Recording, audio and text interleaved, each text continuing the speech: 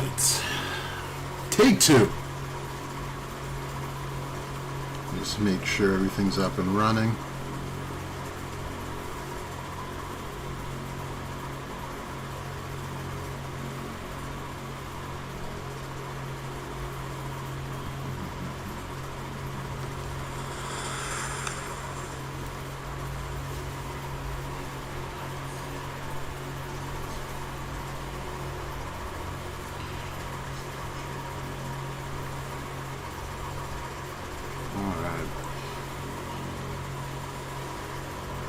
Sorry if you guys can hear my fan in the back. It's kind of hot. But, yeah. Also, I need to make sure I say something on Twitter.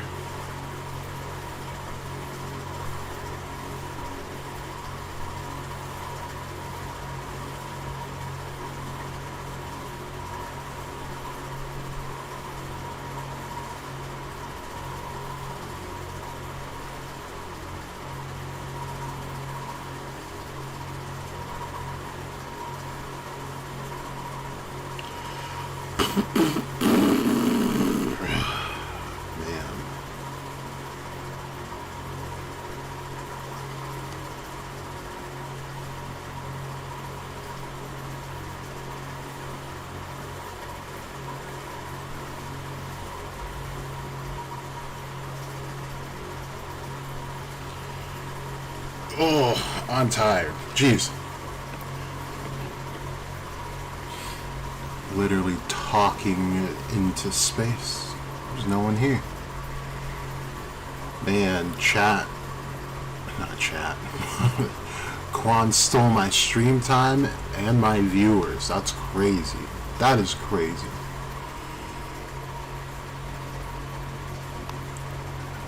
So for now, until people get in, I'm going to be debating with Simon. Bro, how do you not know what this is, Simon?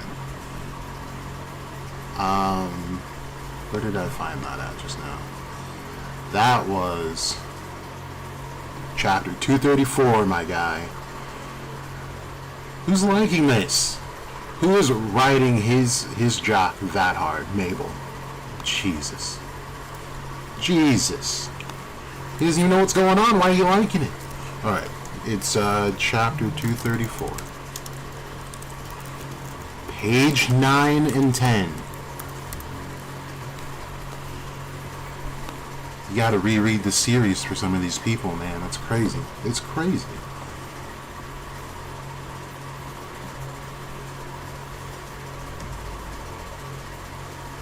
Alright. Oh, God.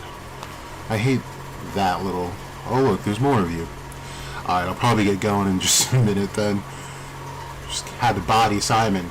Look, this is, you know, not to call Simon out, but this is what I'm talking about. Like, I think a lot of us take the story at face value, and then what happens is we don't realize we need to draw back from, like, past instances to understand what's happening in the future. So, like, put out the tweet talking about, like, how people feel about CL, and I'm not saying anything necessarily, but I am trying to get people to, like, beg the question, like, what is she doing here for real? Like, what is her actual story?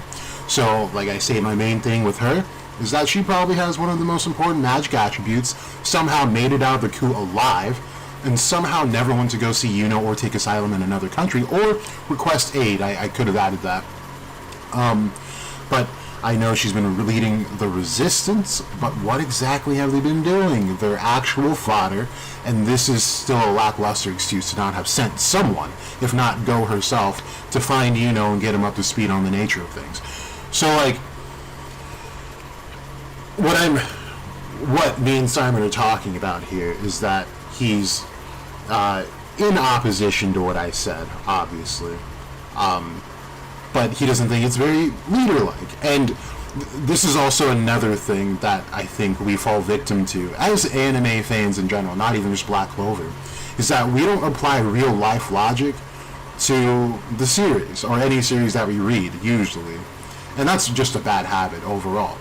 Like, we're literally watching Russia and Ukraine go at it, and Ukraine is fighting an uphill battle. Like, Russia is a superpower, and if they were to decide to press the button tomorrow, they would be gone. But there's also a lot of variables as to why they wouldn't do that. But I'm just trying to push the point that the leader of Ukraine was seeking out aid from America and other places to make sure that they had the weapons and funds available to be able to support their people and win this war. So leaders not reaching out to other countries is such a bad excuse for why they don't leave.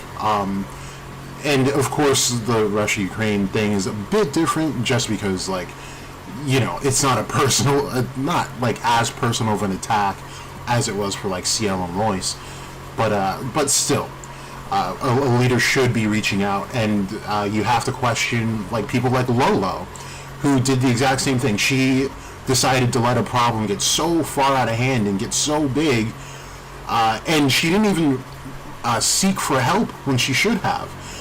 Instead, help suck her out, and they still lost because there wasn't enough prep time. So these are the things. It's faulty leadership. If there was perfect leadership in this series, there would be no issues at all. Just saying. So there's like, I know a lot of people don't really like how much I question some of the things and the characters happening, or in the series, but sometimes I think it's good to ask more questions than less, because then you start finding stuff like this, and this really puts Tabata under the fire too. Like, I'm coming from a good faith aspect of it, as in like something will be explained later on in the story that would that would explain this, I guess, hole that's left here. It's a question that needs to be answered. An author should want to answer as many questions as possible before the end of the series. So if he doesn't, then anyone can literally look back, and I'd be the first one to pull these up. Like, this was left unanswered. Bad writing, plot holes, blah, blah, blah. You know, so just one of those things. And since that is the perfect place to lead into the Dorothy thing, I do want to get back into this and not get interrupted by Quan. So just let me get to the original post here. Okay. So this is an issue. And I want to like map it out. Isn't there like a mind map app? We should do that. Actually, a mind map maker, just so we can stay consistent.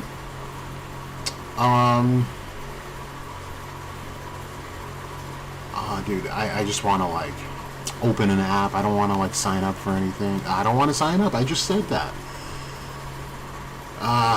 Is it gonna be that easy? Like, can I just continue as me?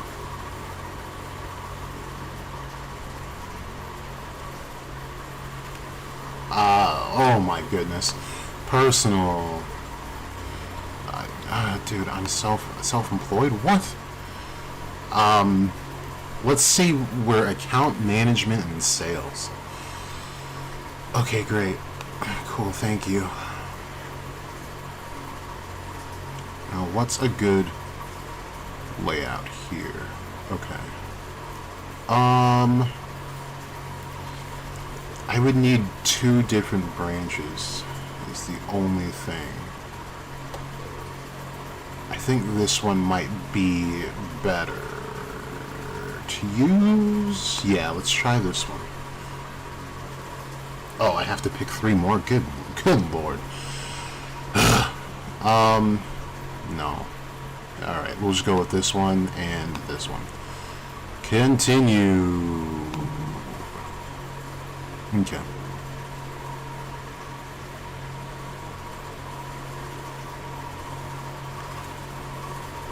Oh, where's the one I just picked? Oh, it's right there. Okay. hopefully this works out. We'll see.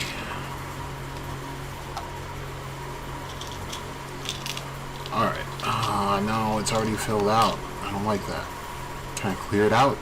Someone clear it out? Okay. Oh, damn. Nope. I can at least edit. Okay. So here's how this is going to go. We're talking about Dorothy, and we're just going to be...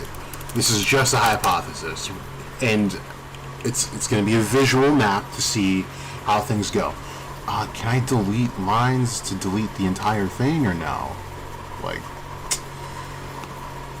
Not gonna lie, this is kind of ass. I would like to have an empty template. I don't know why we just, like, start us out all filled out. Sorry, I just want to see if I can clear this out. If not, I'll just keep moving. Background interactive, no. Text, okay, no. Well, damn. This would have been almost cool if they just simply took out the text and all that stuff. But anyway, okay. So, Lucius. We're going to start with Lucius. He is, we're going to call him Paladin Daddy, right? He wants to take over the world, blah, blah, blah. Alright, so now we know that... Oh, I can erase the entire thing. Alright. This is how we're going to do that. Okay, cool. Alright, so we're going to make a branch. For he's working with, okay, there we go. He's working with a Dremelech. Let me make this a little bit wider so it fits. Can I make it wider? No, I cannot. Again, another oh, there we go. There we go. Okay, so he's working with a Dremelech. Now, we know a lot about a Dremelech as far as lore goes, and we can assume a few things. But let's go with the obvious, like, you know, the obvious connection that everyone can make, which is the correlation between him in lore having the tail of a peacock and Dorothy being connected to the coral peacocks as the captain. So, for now, we will just connect Dorothy right here. Right? Dorothy. Which would mean that Dorothy is working with devils. Now, who does a Dremelech work with? As far as devils go, he works with Beelzebub and Lucifer. And I'll just say Lucifer, like that. Instead of making a whole new branch for him. Okay, so we have this, which already puts Dorothy in line with some of the most egregious, like, beings out there, right? And then I will stand on the fact, and this might be debated, whatever, I will stand on the fact that Lucifer has not officially been introduced, but is Libe. And I guess I'll start getting into that theory that I should have had out by now, to kind of flesh this out later on. But now we know that Lucius can make Paladin, but he doesn't necessarily need to make Paladin, is the thing that I'm trying to push here. So, what Lucius can do is simply brainwash people, right? Now, there's also an aspect of, is there a need to brainwash anyone if they fall in line with you? And that's kind of the bigger thing here. Now, there's obviously going to be some gaps here because none of us write the story. I certainly don't.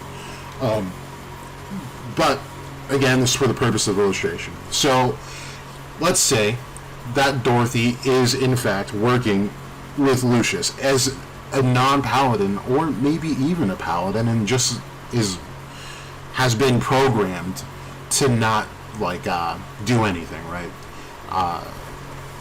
Can I make a line? I would like to, let's see, insert one line. Oh no.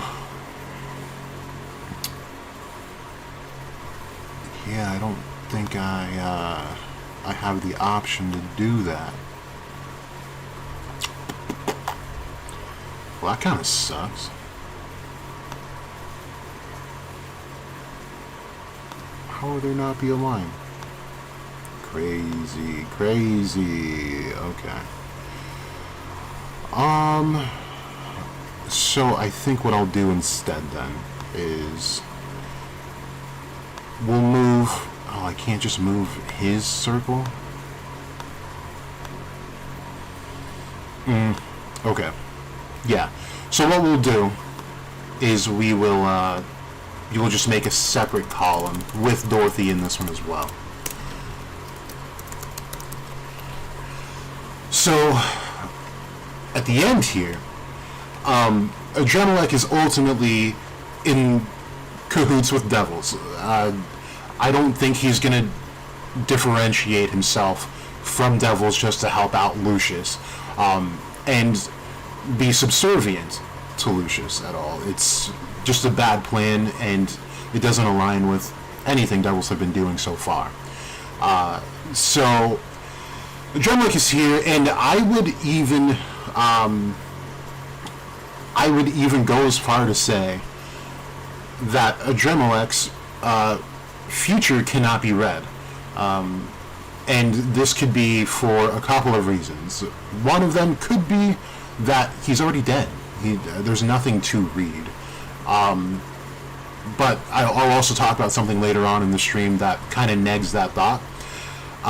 But then there is the fact that he's just simply a devil. And as far as we have seen so far, and we can obviously also equate this to anti-magic, but Asta's future cannot be seen, which would then imply that Libe's future cannot be seen, and he did acknowledge both of them when he initially met with them. So this is a big hole in his plan if he cannot see Adremalek and what he's doing with his future. And he's roaming around like this, which is why I do think that the sun on his head isn't actually from Astaroth. I think it's from Adremalek, which is why he feels so comfortable, since he's bound Adremalek to him. But anyway, that means he can't be read, so his intentions can't be full-on read by Lucius's foresight. Then we have Dorothy, who's got dream magic. Dream magic has the capability of creating an entirely different world space. So realistically, as long as Dorothy is within this space, Lucius shouldn't really be able to track her.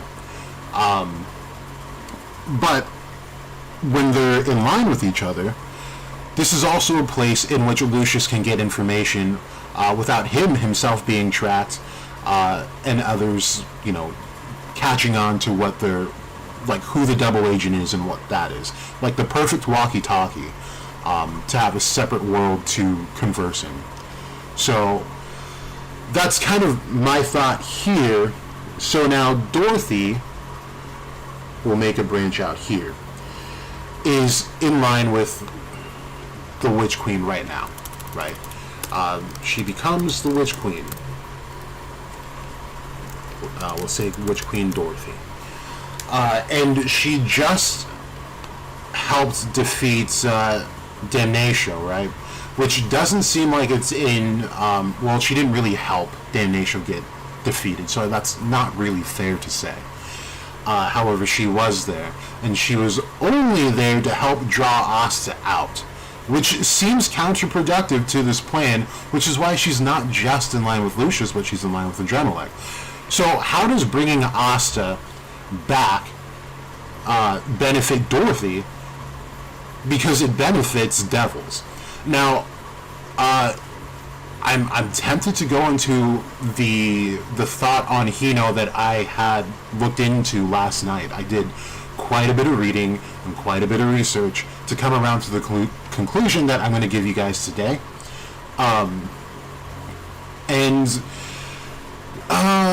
Yeah, I guess it's only fair. So, when Yoryoku is explained in the story, I had to go back to the original leaks, because I remember having a bit of a discrepancy as far as the translation goes. And if you guys aren't aware how like Japanese writing works, kanji is wildly difficult to interpret. It can mean a variety of things, and even though you can have the same sound, it can be taken in many different contexts depending on what comes before and what comes after. And then there's also just specific characters that you'll find in certain words to mean certain things, even though they sound the same. So it gets wildly complex. I won't even get into it, the whole thing, but I took Japanese for like 1 year, so I kind of just a little bit know what's happening, and I can kind of help out on this end. With that said, when we see the word Yoryoku written in Japanese, the character that comes before it is important, because now, and I'll get into why it's no fault on anyone's end, why it came out the way it did, because the way it's explained in the story is that it's pretty much like a reserve of energy, right? And that's literally how Ryu explains it. And then when you look at Yoryoku in kanji, it will tell you exactly, like, yeah, this means like a reserve of power, blah blah blah, exactly how Ryu explains it. However, it's not the same starting kanji. There are two characters. The starting kanji is different for that. But when I looked at the three possible ways to write this word, it all comes back to like some crazy stuff happening in the story. So let's start with the first one, the reserve and power. That's just how Ryu explains it. Perfect. That's not a bad translation. The second one is in reference to westernized power.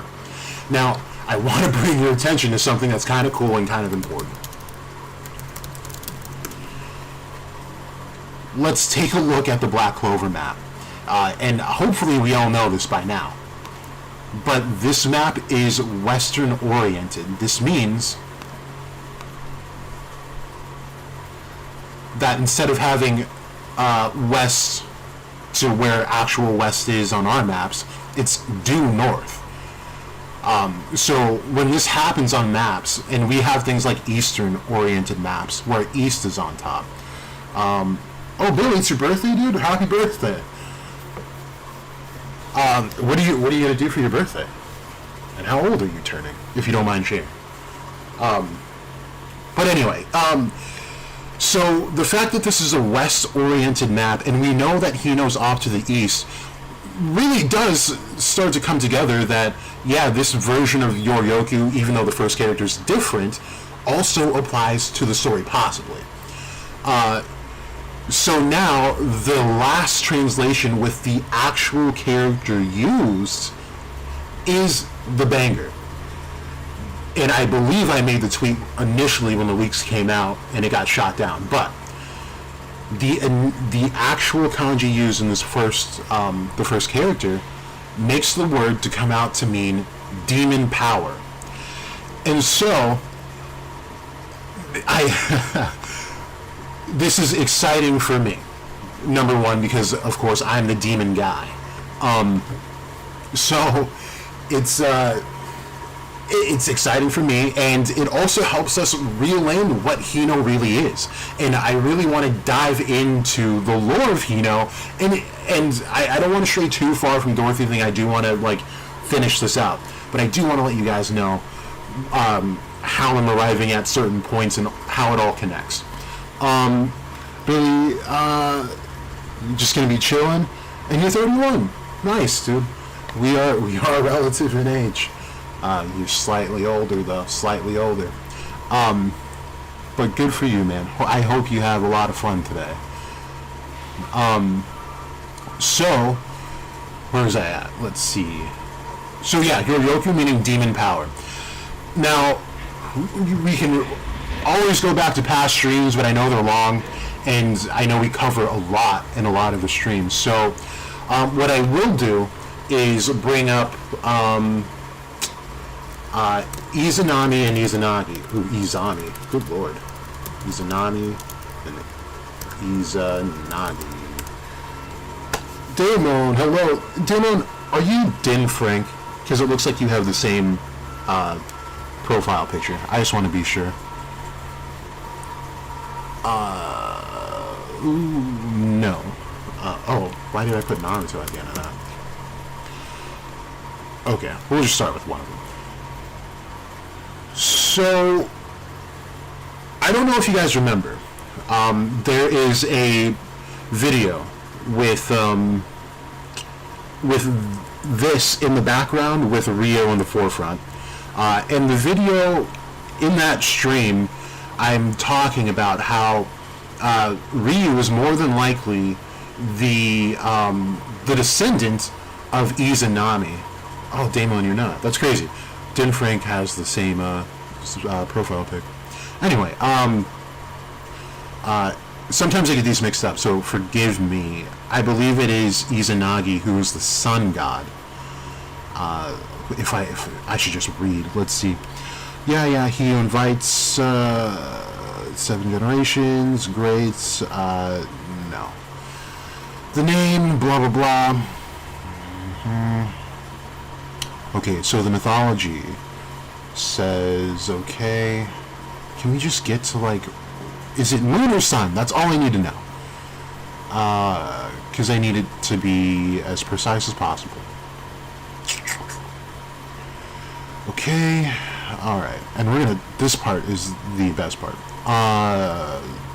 Bruh, alright, Google search, just straight up Google search. Sun god, Japanese mythology. Oh, it's sun. What is Izanami and Izanagi?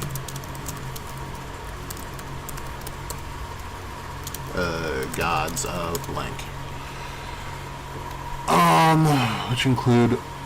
Oh, I have it backwards. So Amaterasu and Tsukiyomi, not Izanami, Izanagi. Sorry. So the better thing to say is that it stems from Izanami and Izanagi, in which these deities arise, Amaterasu and Tsukiyomi. So we have obvious connections with Ryu to the sun. The first time we see him, there's a big bright sun behind him, and the place is called Hino. So obviously, if we're going to connect this to a god, we're going to connect it to the sun god, right? Or goddess, excuse me. And then we have the moon deity, Tsukiyomi. And who in that land is related to moons? No other than the Yami clan. Most specifically, obviously, Yami and Ichika. Yami, of course, has spells that reflect, moons. And we see Ichika has a crescent moon on her armor, as well as it was depicted behind her when she was fighting Asta. So it's very important to see these things happening, because then we get to the actual lore of this would ultimately end up with Izanagi and Izanami, but this also happens with Tsukiyomi and Amaterasu as well, where they end up, there's a descent into Yomi. So maybe I'll just read this part to you guys, and then not the whole thing. I think I'll just get to like certain parts of it and kind of skip around. If you want to read the whole thing yourself, definitely do it on your own. I just don't want to like bore you guys with the extreme details. But anyway, it says Izanagi wishing, and if you don't know what Yomi is often considered an underworld.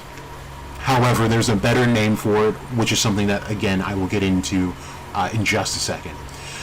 So, Izanagi, wishing to see Izanami again, went down to Yomi, because Izanami was descended into Yomi, which is the land of the dead, in hopes of retrieving her. Izanami reveals that she had already partaken of food cooked in the furnace of the underworld, rendering her return impossible. Izanagi loses his patience, betrayed his promise not to look at her, and lit up a fire, only to find that Izanami is now a rotting corpse. To avenge her shame, Izanami dispatched the gods of thunder, known as Yaku Sanoi Kazuchi. Wow, that was a mouthful. Yaku Sano Kazuchi. Oh, sorry. Yaku Sanoi Kazuchi.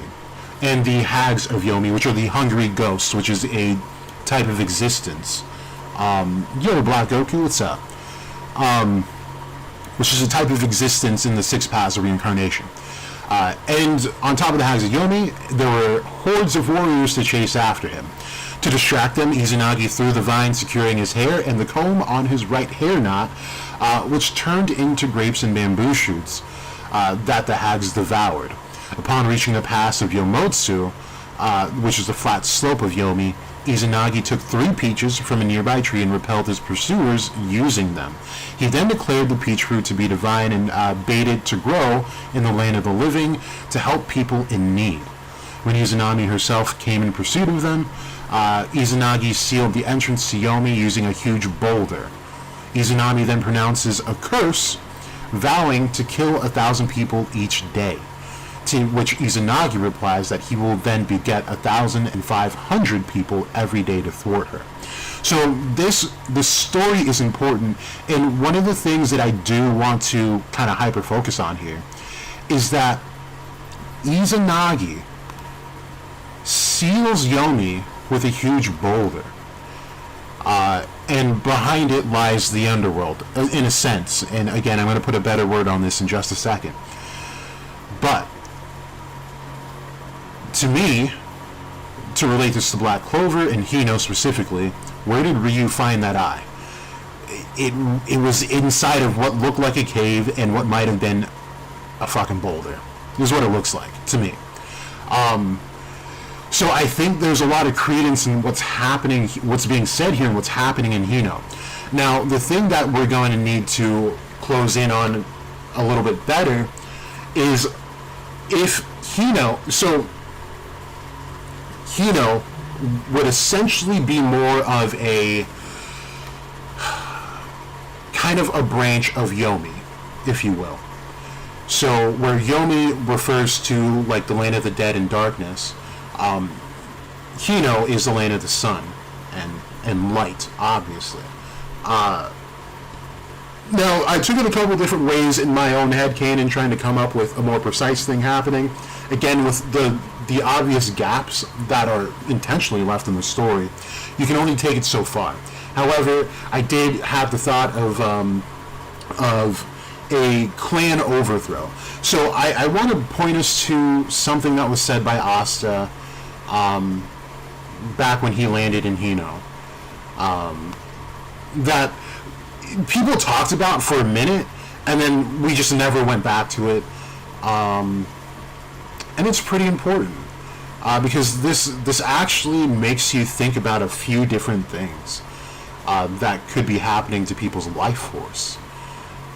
So Heavenly Severance opening, Hazy. It might be this one. Oh, it is not that one. It is not. Sorry, let me get to the chapter. It is not. When does he land in Hino? It was definitely before all of this. Maybe like one more chapter back. This should be right. Yeah. No. Yes. Maybe.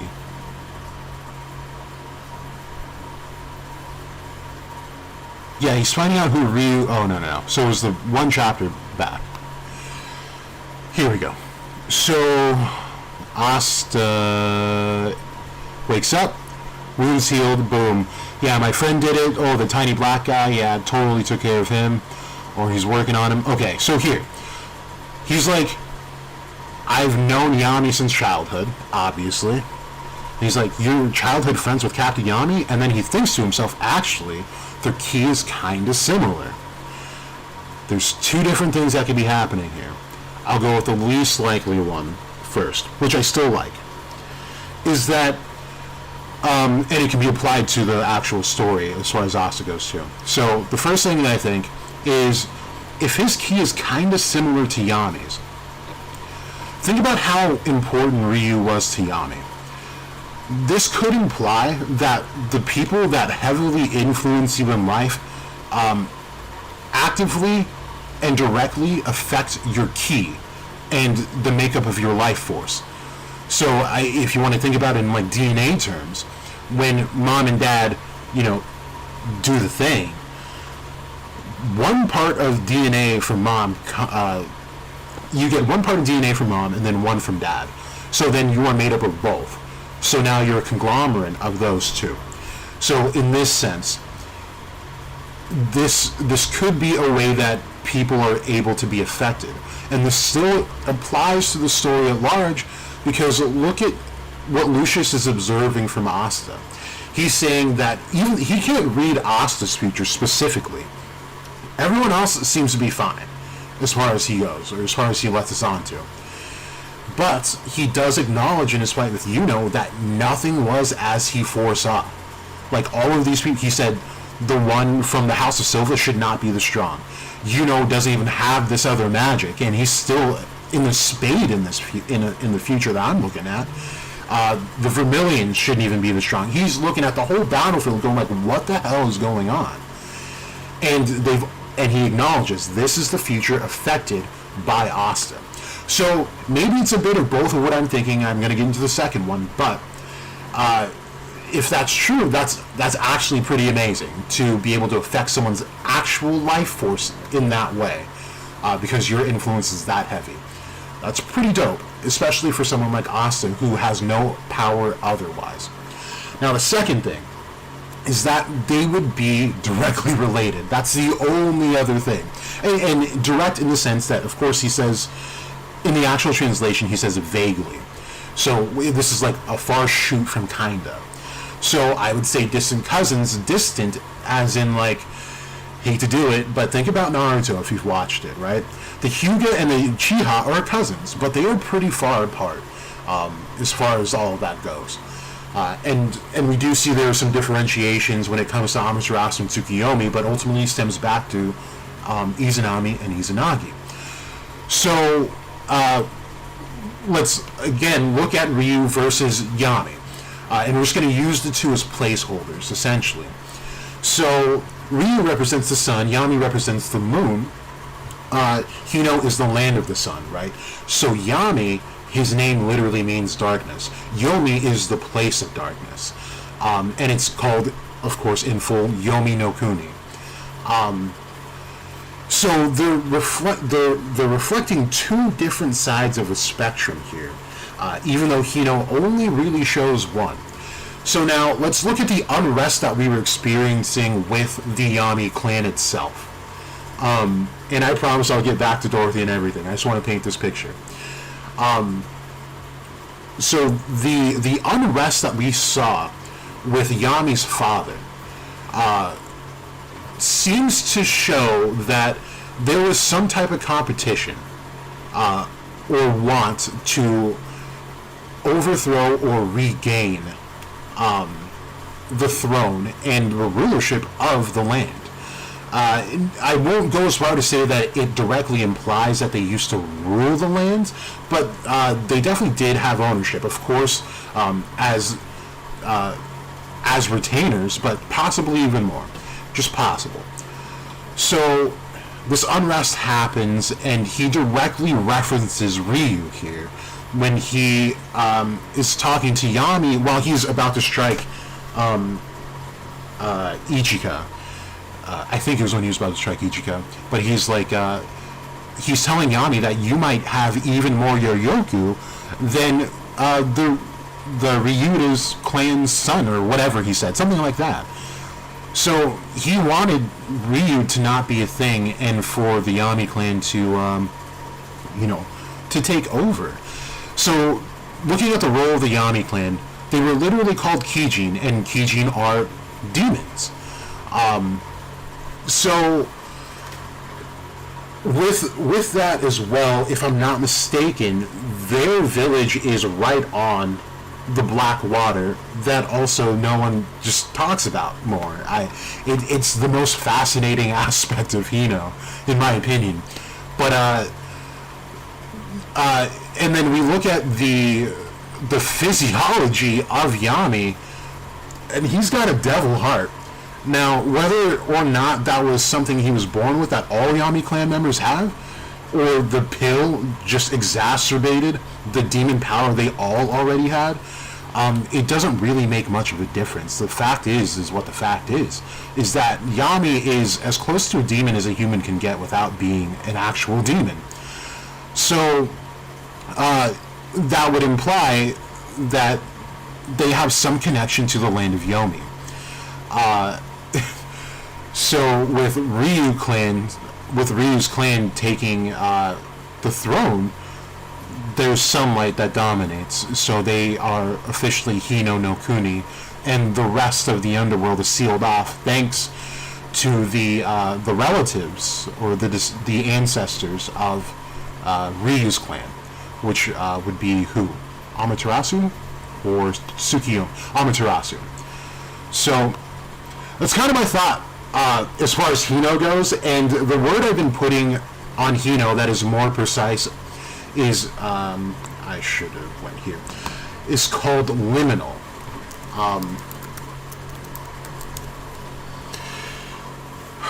So it's a type of transitional period. I would like, there's actually mythology on this.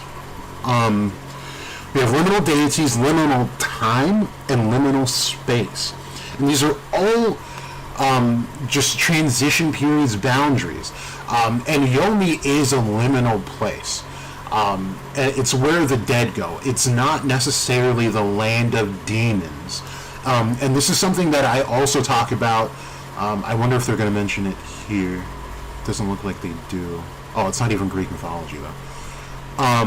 Oh, they're talking about liminal deities, that's why it's not there. So, one other liminal place that I likened Hino to was called the Asphodel Fields in Norse mythology. And this is just kind of the blah world. It's like a purgatory. You didn't do anything particularly good to get here. You didn't do anything particularly bad to get there. You just led a life that amounted to no real actual result.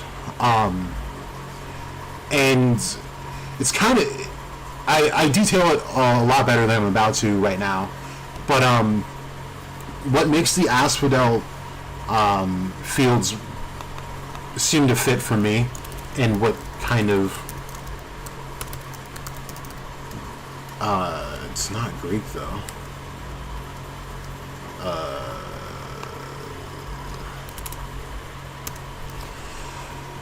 Asphodel Meadows. Or fields. Okay. Oh, is it Greek? Did I get that messed up? Okay. Anyway.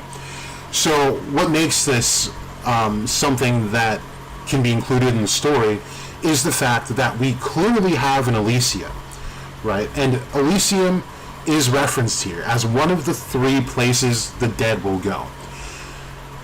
Tartarus, of course, is the underworld. And in the middle of both is the Asphodel Meadows.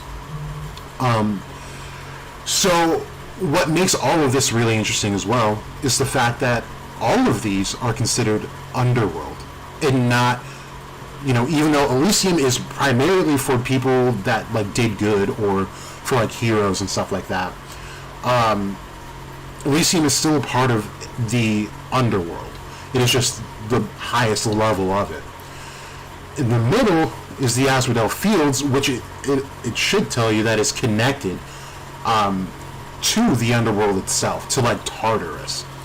And then Tartarus is of course like the hell realm, where all of things like demons, that's where you would find that sort of stuff there. And that's where all of the bad people go. So if we apply this to Hino, then Asta effectively did kind of die. And one of the things that's going to help us tie back to this Dorothy thing and why it would be beneficial to her and, Adremelech and the rest of the devil cause is because this gate may not have been to necessarily pull out Asta. And this part is a reach, and I'm willing to admit that. But let's consider the facts. It was confirmed by Noct and the Witch Queen that Asta was like so far away, like unbelievably far away. And the fact that we don't really see any other landmass when the world is referenced and viewed metaphorically is a telltale sign that some weird stuff is happening here, for me at least. So I'm thinking that Hino lies beyond what I would consider to be a firmament, and maybe we'll get into that later. I've wrote about it on Twitter a bit, but it really has to do with the fact that the residents of the world are essentially trapped by demons and God himself, really. And it's a really interesting concept that goes all the way back to like ancient Sumeria. It's interesting, even if it's not true. So I'll probably go over it towards the end. Anyway, also, as long as we're talking about lore, let's stay consistent. And when we analyze witches, who do witches ultimately want to work for? One of three beings: Astaroth, Beelzebub, or Lucifer. Those are the only ones. Now, you have New Age witches who will align themselves with things like Lilith, which is totally fine. And we do have a female deity. Dang, we got Hino and Helix in here. Nice. What's up, guys?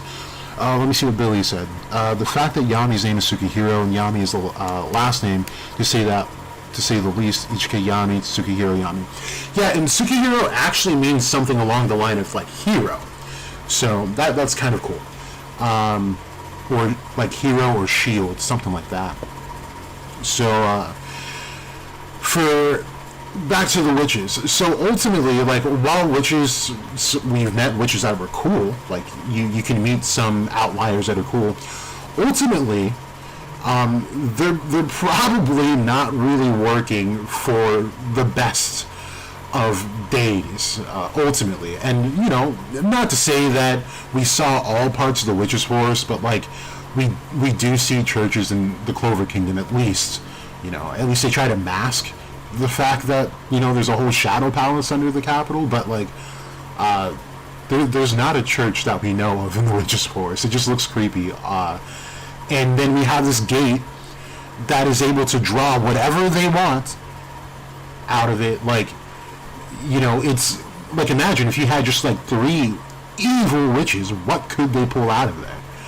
It's something I think about, and something that kind of like it sussed me when they brought up the gate initially, because the Witch Queen, and I'm not going to say that people can't be changed, because they absolutely can. We've seen it before.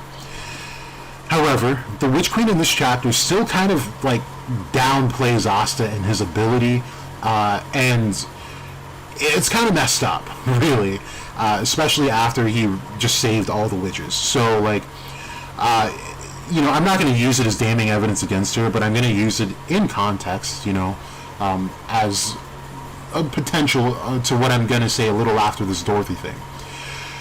So, there were 3 witches overall. Vanessa obviously just wants Asta back, in whole. So, of course, the thoughts going into this gate is her wanting to pull out Asta. Now, for someone like the Witch Queen, this is also a good opportunity to pull out a higher being, maybe. And remember, she was on to Asta, the power more so. Like, you know, you're not one of them, the elves, but you're able to wield the swords in this grimoire, and this power is like incredible, essentially, right? So she was going to use Asta's vessel to wield this power. But who's to say that she didn't come to understand who Liu and what his role really is? And, of course, I'm going to lean on Liu being Lucifer. And then we have Dorothy, who again, if we align with Adremelech, he naturally aligns himself with Beelzebub, who Beelzebub aligns himself with Lucifer. These two are pretty much one and the same. Lucifer trusts Beelzebub with everything when Lucifer left the underworld. That's just how it went down. So I'm going to keep them in the same little bubble here. So, for Dorothy to work with Adremelech, it's probably a good idea to, like, make sure that this kid comes back out so that they can use this power to take out Lucius. Because right now, this is the only thing in their way as far as jailbreaking the rest of Clip-Off. Maybe we should make a branch, right? So I think that the ultimate goal for the Kings of Hell are for the descent. Actually, it shouldn't. Oh, yeah, it should. Descent of, we'll say, all Supremes, for sure. I don't think most Supreme Devils care about the lower beings. Like, we haven't seen them care once about lower level devils, so I'm going to leave them out of it. But they at least want the descent of all Supreme Devils. So that means Dorothy is ultimately working for their end, which is working for this, which is just fucking chaotic. So, as far as, like, intentions go, we could say that, like, this is a power trip for Dorothy, or, okay, let me finish that thought. Maybe, like, a power trip for Dorothy, because if they had to move the rest of the world, her world is the only safe place. So, there's that, and then there's also, like, what would you call that? Like, I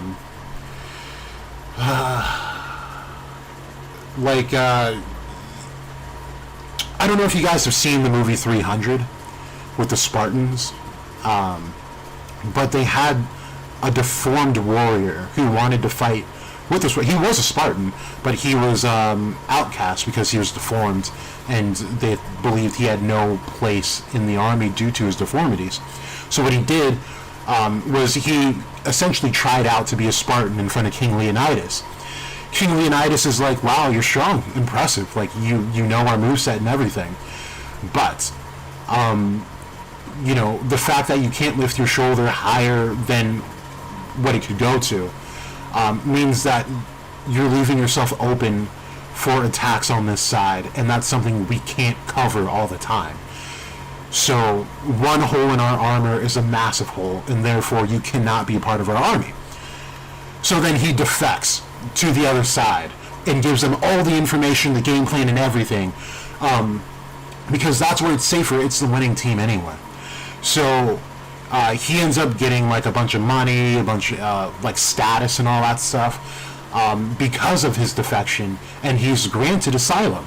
So if Dorothy decides to run with the better team here, then she would essentially be granted asylum as well. Now, it's not to say that that's true, and there could be some other factors I'm not considering as well, but this is, why do I have Dorothy twice right here? What happened?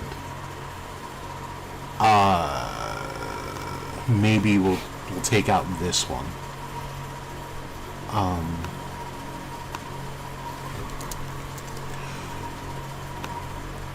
So, actually, let's take out this whole bubble. I don't know why I did that. Why didn't anyone say anything? That's so crazy. Okay. So, yeah. The interest could only be Liebe. It could be. And Asta, of course, comes in tow because they're both attached. So, their desires of who wants to come out is pretty much aligned. Which is why there's no real issue pulling out either one. But ultimately, we're wanting Liebe at the end of everything. Because if Liebe is Lucifer, Beelzebub is now jailbroken. Unless he's put Beelzebub somewhere else, Beelzebub is a free agent. He's free. I also want to attach the rest of Clippa to Lucius. Because he has control. So, we'll say, has Supreme Devil Souls. Right. And then we'll make another branch.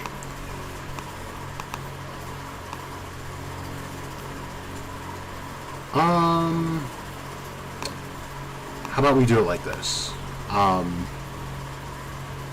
We'll do this, and then we'll make a branch from here. There are, we'll say, in Lucius's control.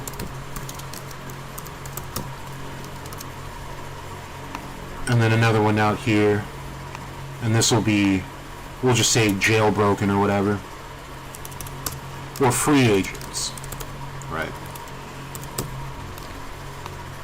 Right now, in Lucius's control, we have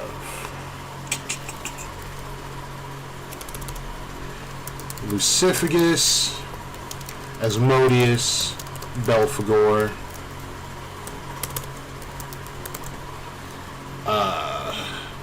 potentially Magicula. We'll say 2/3 Magicula.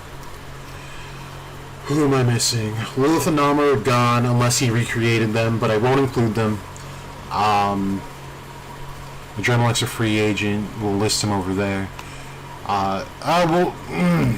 I'm so hesitant to add this, but we'll also say Moloch for all intents and purposes. Now, can I move this thing up a little bit? Yeah, I can. Okay.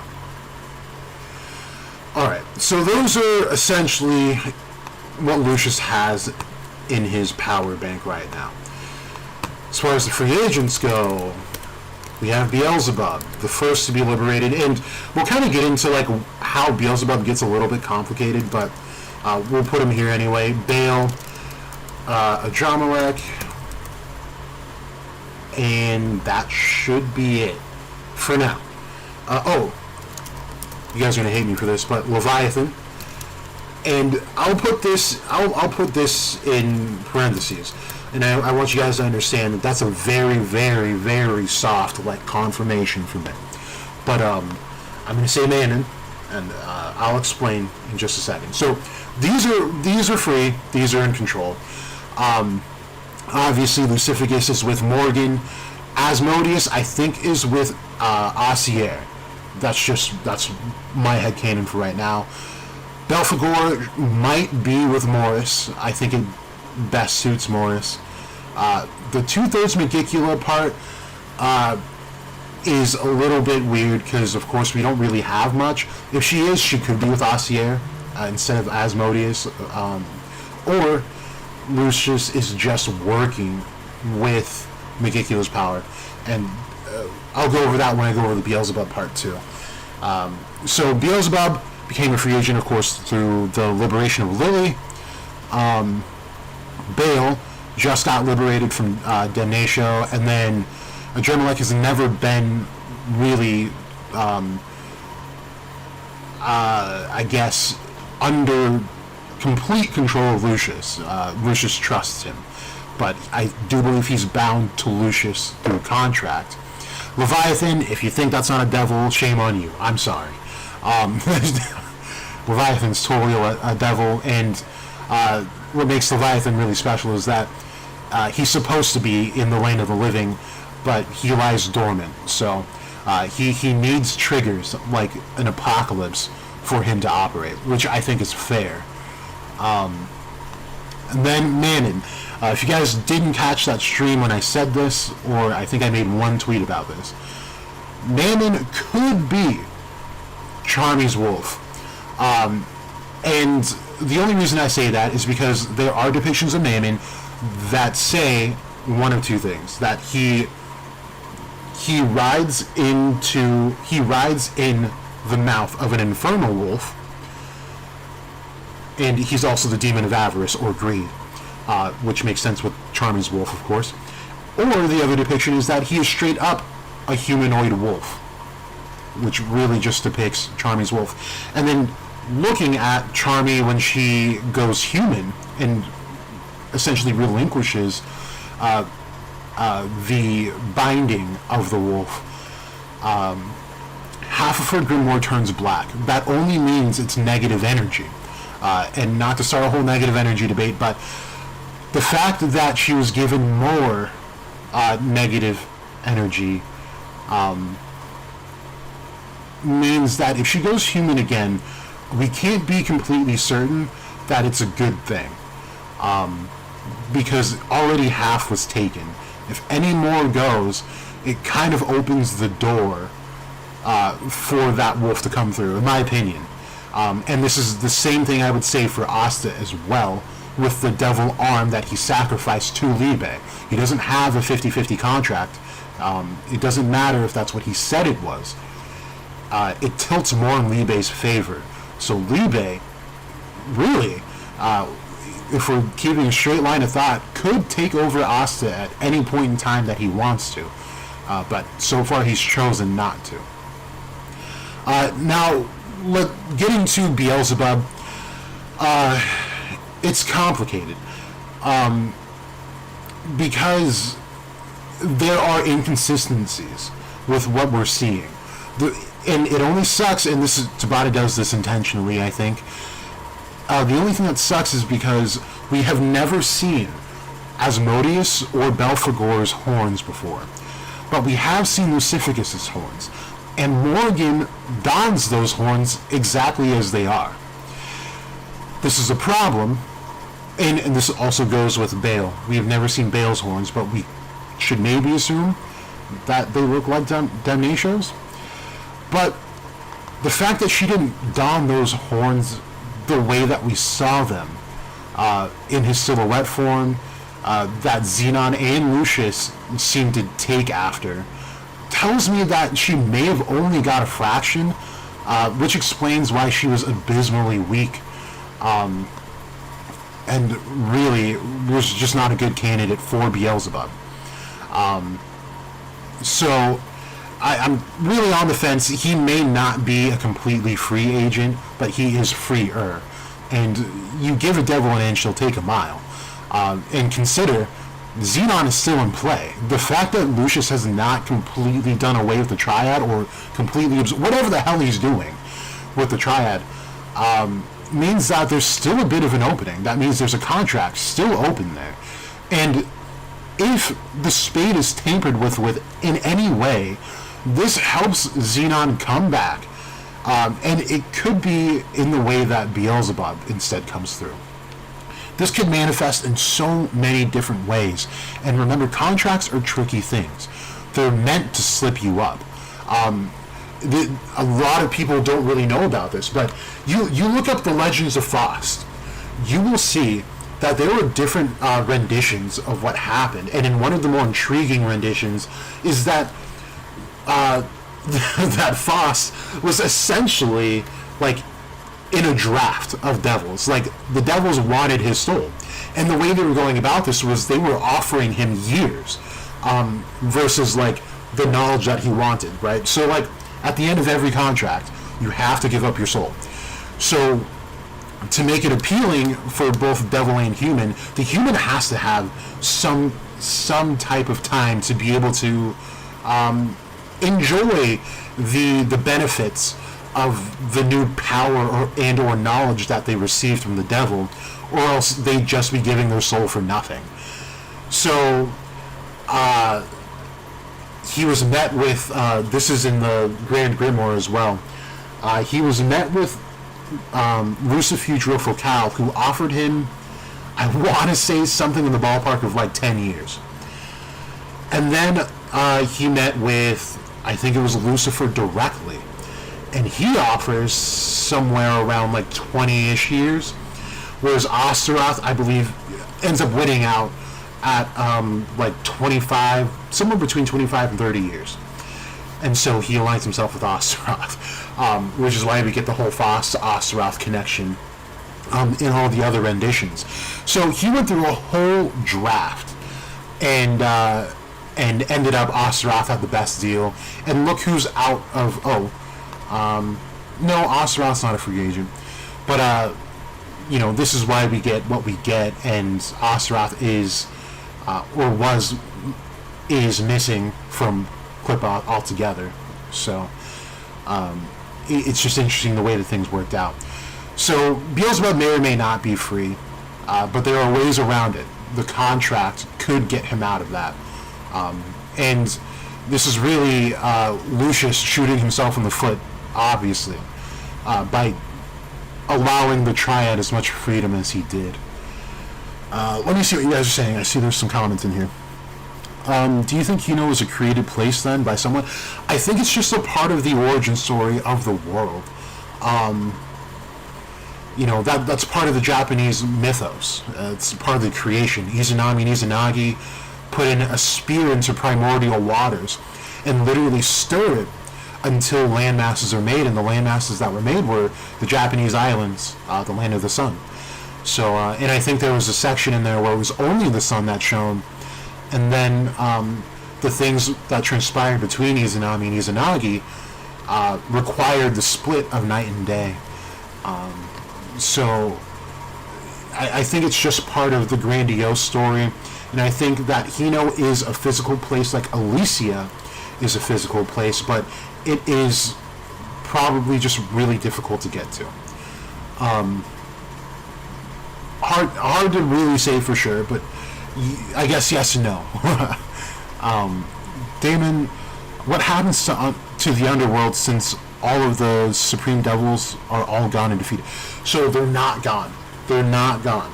He has to take the souls from somewhere. So we have to understand that reincarnation and incarnation are not the same things. And we also have to understand the fact that I think it's been softly confirmed that these devils and their power are 100% needed in some way or another. To get rid of them is doing a disservice to the rest of the world. And it goes back to the Halls of Amenti. I'd rather you guys just watch the other videos or just look it up yourself. Halls of Amenti. And why devils play such an important role, an irreplaceable role, in the formation of the universe at large, all the way down to our bodies and the microscopic beings that make us up. We can't just get rid of them, because we'd be screwing ourselves over. But to get back to the point, an incarnation requires that a being still maintains its capacity at whatever level it's at, but then descends into a lesser state of being spiritually, so then it exists in two or more different places. So to relate it to something I think everyone knows about in some type of death, at least superficial, is that Jesus existed, right? Jesus is supposed to be an incarnation of God. Is that to say that God no longer existed in heaven? Absolutely not. Because we see that God existed independently of Jesus when Jesus was praying and talking to God. So we have to understand that they're just not the same things.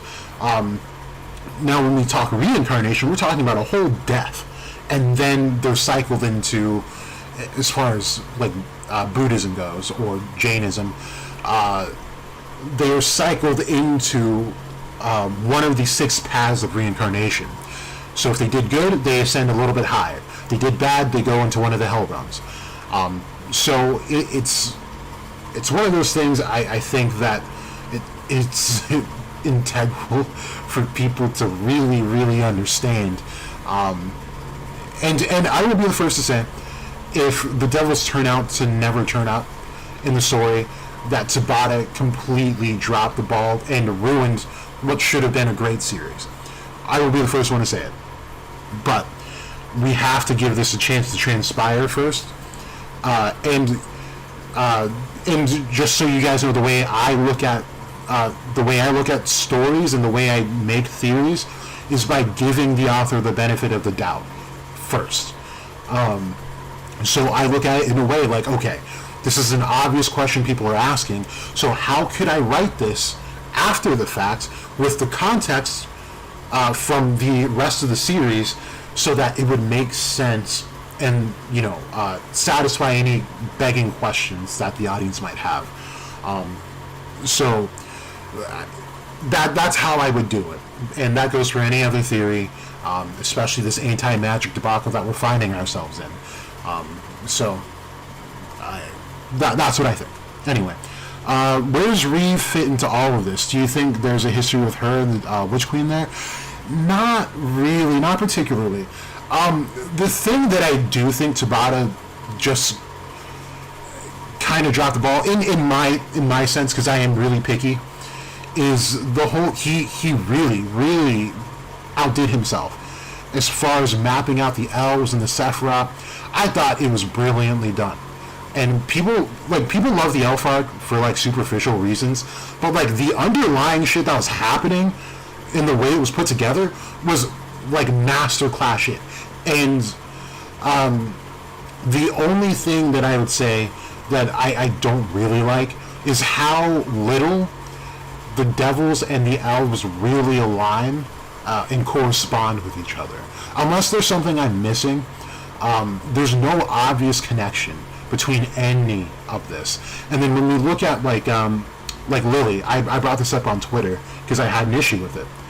She uses a spell called Sakiel's Flash.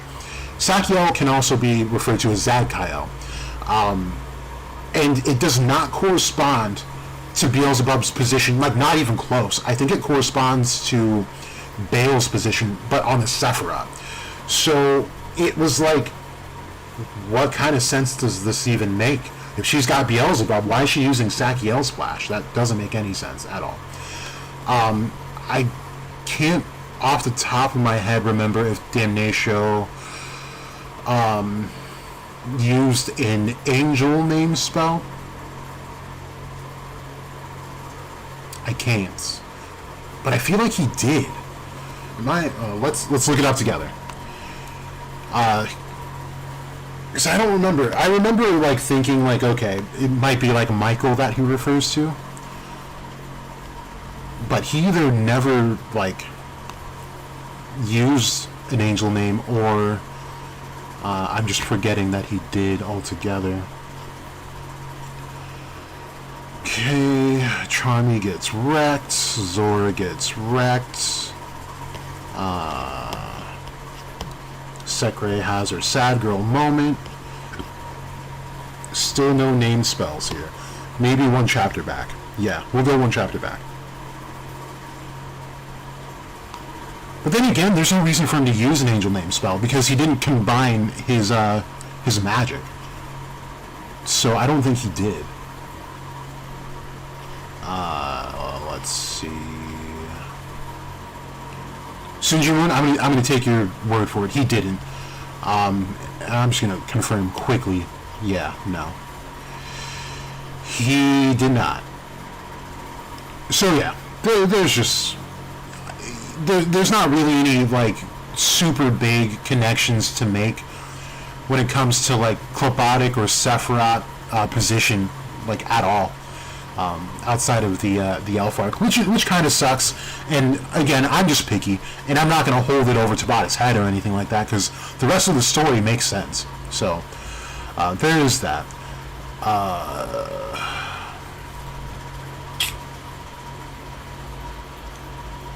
Dana Lily didn't have Beelzebub. Exactly, she didn't. Aren't horns what semi-confirms what devils they have? They should, and there could be other variables too, because a difference between Morgan and Lily is that Morgan died. People have used that against me, and that's valid. You can't really contest that.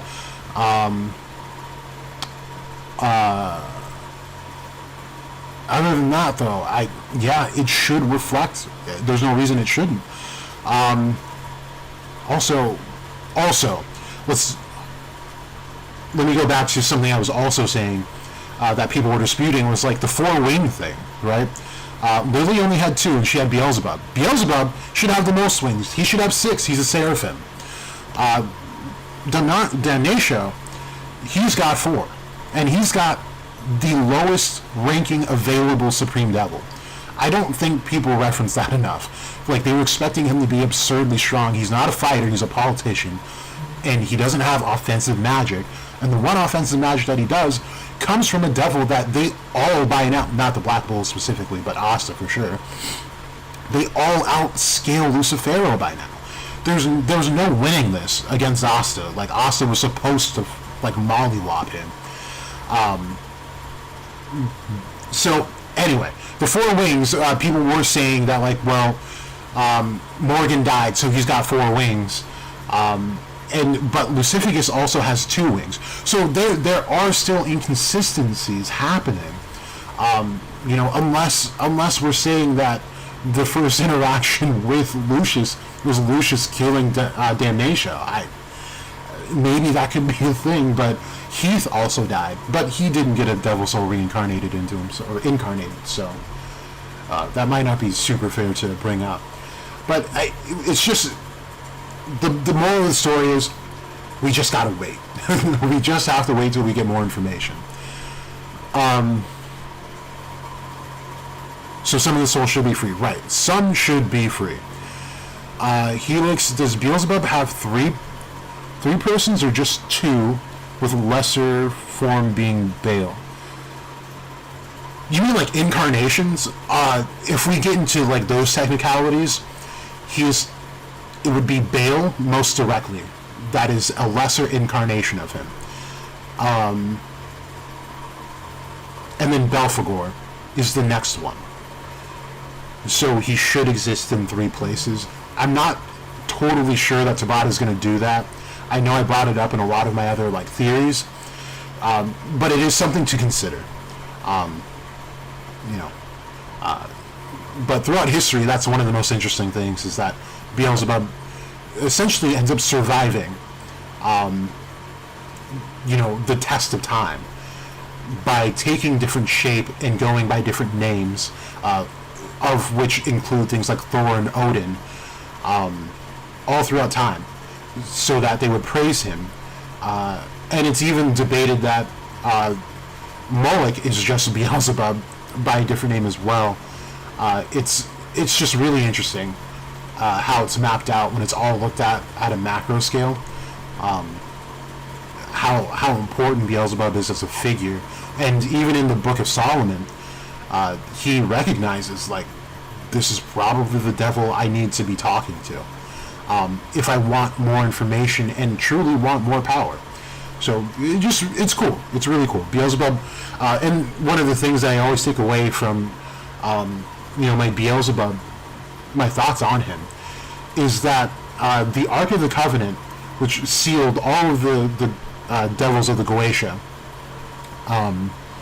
when the Ark of the Covenant was broken open, all the devils dispersed and scattered throughout the world, into the oceans, the skies, clouds, anything, and instead Beelzebub found like some idol, and by idol I mean like a statue or something, and he laid in wait until people were dumb enough to start worshiping it, and then he started his reign from there and gained a following over time. It was probably the most well thought out thing, and he did this specifically because he knew that if he scattered like the rest of them, they would just get taken, which is what Solomon did. He took all of those demons. He essentially did end up getting captured, but it took a while. He's got a really interesting story. Sunjin Woo in the house. Alright, Knight stated that he did during Leak Night. Yeah, but Knight is not credible sometimes. I'm sorry. But, like, he clearly doesn't. Like, even in their scans, I'm using TCB, he doesn't use any spells. I think that's one of the things that the fandom jumped down Knight's throat for. Knight's a she, by the way. But she was, like, putting in her personal, like, takes, which is why people jumped down her throat, because I don't even get into it. It doesn't need to be opened up again, but I think that was just an opinion, because they saw the sword in the scales, and the most simple conclusion you can come to is that, well, He's looking like Michael in this sense because he's got divine power now. Just got a sword, the scales, which Michael is depicted of having, but that is not exclusive to Michael. It's the thing. So it's just one of those things. Because to be fair, Metatron has the sword and scales too. Gabriel also sometimes has this. Zadkiel also sometimes has this. So it's not a sufficient amount of evidence to say something like that. But yeah, that's where that came from. I'm going to stop that there because they're already in enough heat again. Sunjin, she was talking about atmosphere magic. And then also I think they were talking about this justice part too. Because Michael is supposed to be like the angel of justice, but you can also attribute that to a lot of other angels. Helix, that cross attack sword spell should have been called an angel name. Maybe, but I mean, like, I think it's cool that it wasn't named too. It's just raw power. Like, you just flip that thing around and then it's gone. Don't even need name spells. It's crazy. Do you think Lucifero is more of a title than it? Tony, it's funny that you say that because I have an interesting video that I made 3 years ago talking about Clipoth, the way it works, and devil names and what they really mean. And I'm not going to make you watch it because some of that is a little bit outdated as far as Black Clover goes. But I will tell you up front that yes, absolutely, Lucifero is a title. And it's something that people going into this, which is why I felt the need to make the video, and I literally had to like turn on like a desktop cam to like draw it out for people, because I already saw there was going to be a big misunderstanding. That names, these devils have not always existed as like one solid being, because in some lore, these devils are essentially replaced and or modified. And what happens is that there are some devils that end up regaining divinity. However, their spot in hell is still taken by a, I guess, demonic being. I think one of the most simplest ways to digest this came from a guy named Samael Onweor. He's like the godfather of Gnosticism, which is, I believe, one of the primary sources that Tabata uses. He wrote a book called the Revolution of Beelzebub, and it is the most ridiculous recount of Samael's experience of working with Beelzebub. So Samael, of course, he is called, he's a member of what's called the White Lodge. And this is essentially just the right-hand path of magic that acknowledge things like angels and unified God. But he also practiced some of the tradition of the Black Lodge so that he wanted to prove a point. And the point was that he believed that even demons could be saved. And so I'm not going to detail the whole quest for you, but I'll tell you exactly how ridiculous this gets. So Samael Onweor maps out what he calls the Jinn state. I talk about this in 2 other videos. What the Jinn state is what was believed that Jesus was supposed to be in. This is where, if you imagine astral projection, where you can experience the world that you already live in, but you can't really interact with it. You can just see it. But you can interact with the astral world, which is separate, the unseen world. And then you have this world that you can readily interact with, but you can't see the astral world. The Jinn state is the perfect state because you can see both worlds and interact with both worlds. So Samael on Leor was able to attain this state. He was one of the very few that was able to do it. Also reminds me, he also made steps to like achieve this state. It's kind of cool. But what he ends up doing is, in this astral world that he meets Beelzebub in, first he describes him, he's like this big giant furry beast, and like he's scary. He is scary. And his interactions are very short, a little far between, but then Beelzebub starts to like actually interact with him. And there's an instance where they spend a good amount of time together, and he takes Beelzebub to like an astral bar. I can't make this up. Like, the guy wrote it in a book, and people love him. I don't know. It's crazy to me, but it happened essentially, I guess. And so they make frequent trips to this astral bar, and he's just like wine and dining Beelzebub this whole time. And Beelzebub ends up coming around and kind of opening up to the fact that like he misses being close to God, because he was one of the closest, if not closest, and he was thrown down into hell without a second thought. And he developed this chaotic form as a almost like self-actualization, which is a part of magic itself.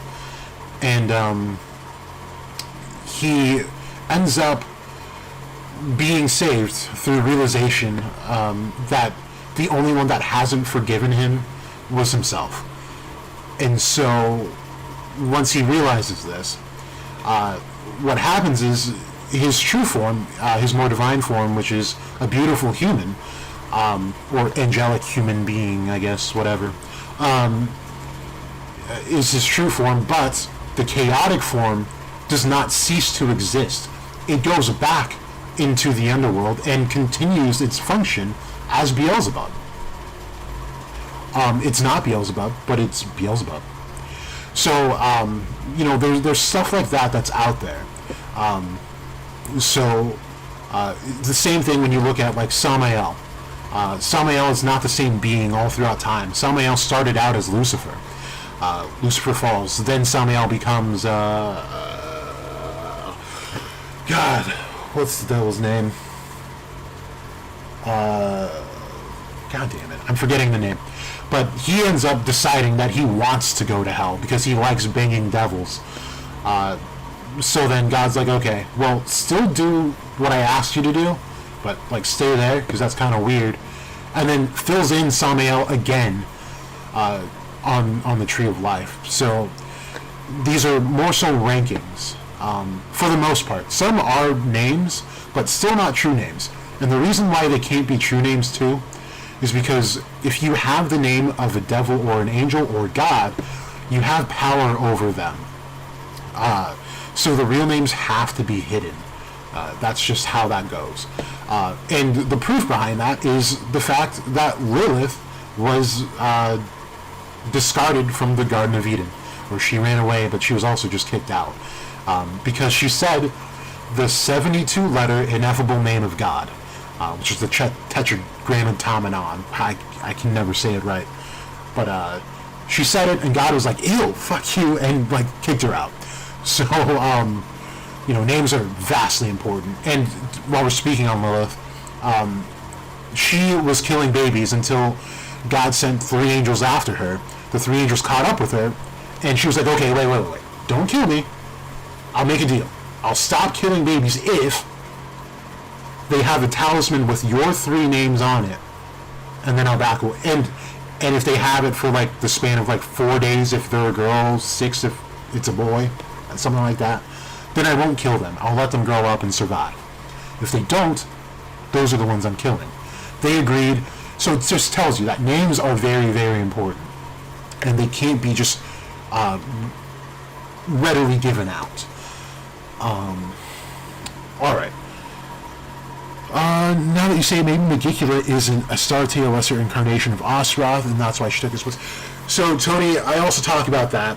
There's so many things that Megicula could be, but they all end up essentially amounting to around the same being, which ultimately ends up being Lilith, more specifically Aishat Zenonim, which is more or less a fallen form of what is called the Shekinah, which is the wife of God.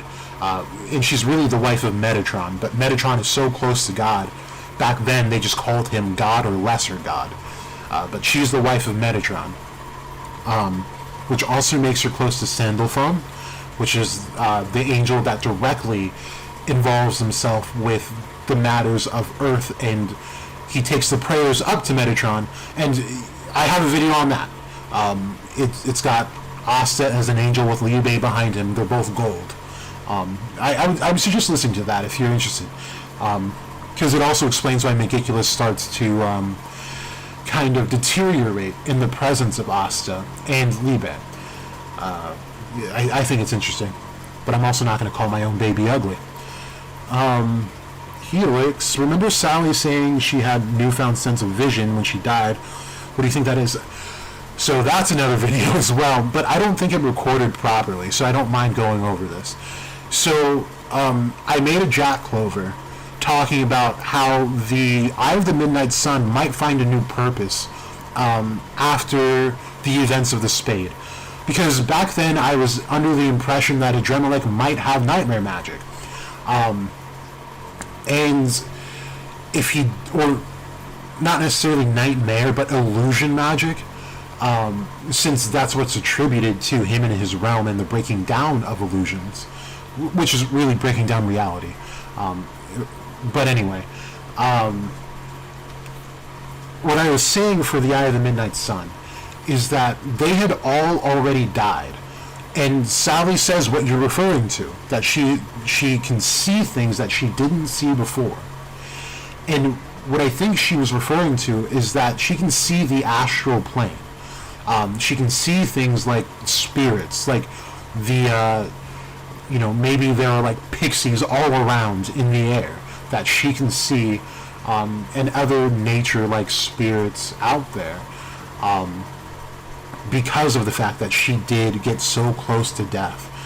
And so, in the video, I also was talking about how, like, they would create this illusion where, like, they won the war, but instead the devils have taken over, and it's just like they've taken over in more of a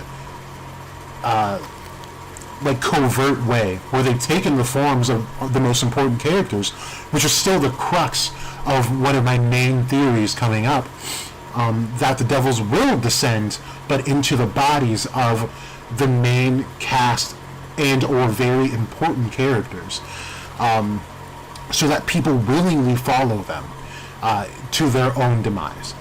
And in this, the Eye of the Midnight Sun would be the only people that can realize the corrupt nature of the new political system, and see them for what they truly are, which are devils. Which does end up making them outcasts again and enemies of the state again. I think it would be the perfect cycle still if that came up. Unfortunately, they're not even relevant right now. But if Tabata could write that in, if and when the Order of the Flies or the Seven Deadly Sins actually do descend, that would be one of the things that was foreshadowed, if the Eye of the Midnight Sun is able to see them for what they are. So, I don't know if there's any other characters that came so close to death that would be able to do that. Maybe Asta as well.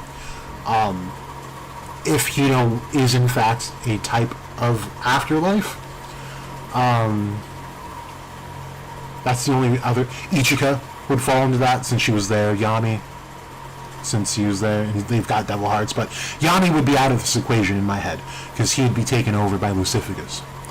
But yeah, Adrenaline could radiate a mirage, could still make nightmares. Maybe I do feel like that's a stretch that I personally wouldn't be comfortable making. But I mean, it's magic. I don't like. Come on. fire made mirages. You know, what you can do, whatever. The trend that I have been seeing with devils, though, is that they are just massively physical, and they don't do things like manipulate, like, concepts like that. If they did, Beelzebub would literally be renting space in everyone's head, so I don't think it works like that personally, but again, it's magic. It'll do whatever it wants. But yeah, okay. Let's get back to this Dorothy BS here, right? So, Dorothy's working for Lucius, but she's really working with Adremelech, whose future he may not be able to see because he's a devil and doesn't have anything to read as far as futures go because he's already dead. So if she's aligning herself with Lucifer in the end, because she's a witch, she's working with Adremelech, and the peacock nature thing ends up aligning, then we're really looking at the descent of everything, right? And I think the word descent has been not analyzed enough. And let me tell you guys, it's been a real trying semester in school. And in my brain has been completely altered to like only think about biology now. And I think I was saying this in last night's attempt at a stream before Quan rudely interrupted. But the word descent is important in biology because it refers to evolution. And I did start to talk about why evolution is important in this series, and why Tabata has carried the concept of evolution from Hungry Joker even into Black Clover. And this part I think is really, really, really important. So there's a character called Killed. Aesthetically, to me, looks a lot like Adremelech. And Killed's power is the power of evolution. They have what are called eurekas, which are essentially these objects which have they're like scientific breakthroughs, hence the name Eureka. And so the main character, Heidi, slash Bearshit, he has the apple of Eden. And of course, this is the apple that made man fall from grace. And in this sense, they relate gravity to the fall directly, right? So that's why it's gravity. Here, Killed has what's called Mendelian peas. If you don't know who Mendel is, he's the guy who started the formulation of the thoughts on evolution. He was a monk who had a garden and he grew peas. Peas are fast and easy to grow. They're also easy to crossbreed. He started noticing some different branches of peas that were growing that weren't like the original one, but had traits of the original one. So he intentionally started manipulating, like, with the growth of the peas by just crossbreeding them. And he was making hybrids of all different kinds, different shapes, sizes, colors. And he observed that these plants can evolve due to crossbreeding. And this is going to look so petty to you guys. It's going to look petty as all hell, I promise. But,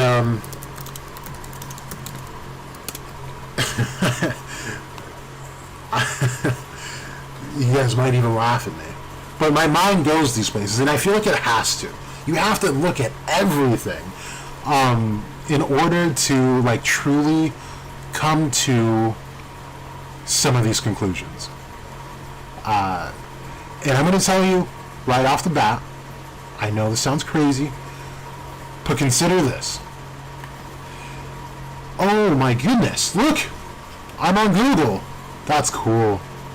That is sick.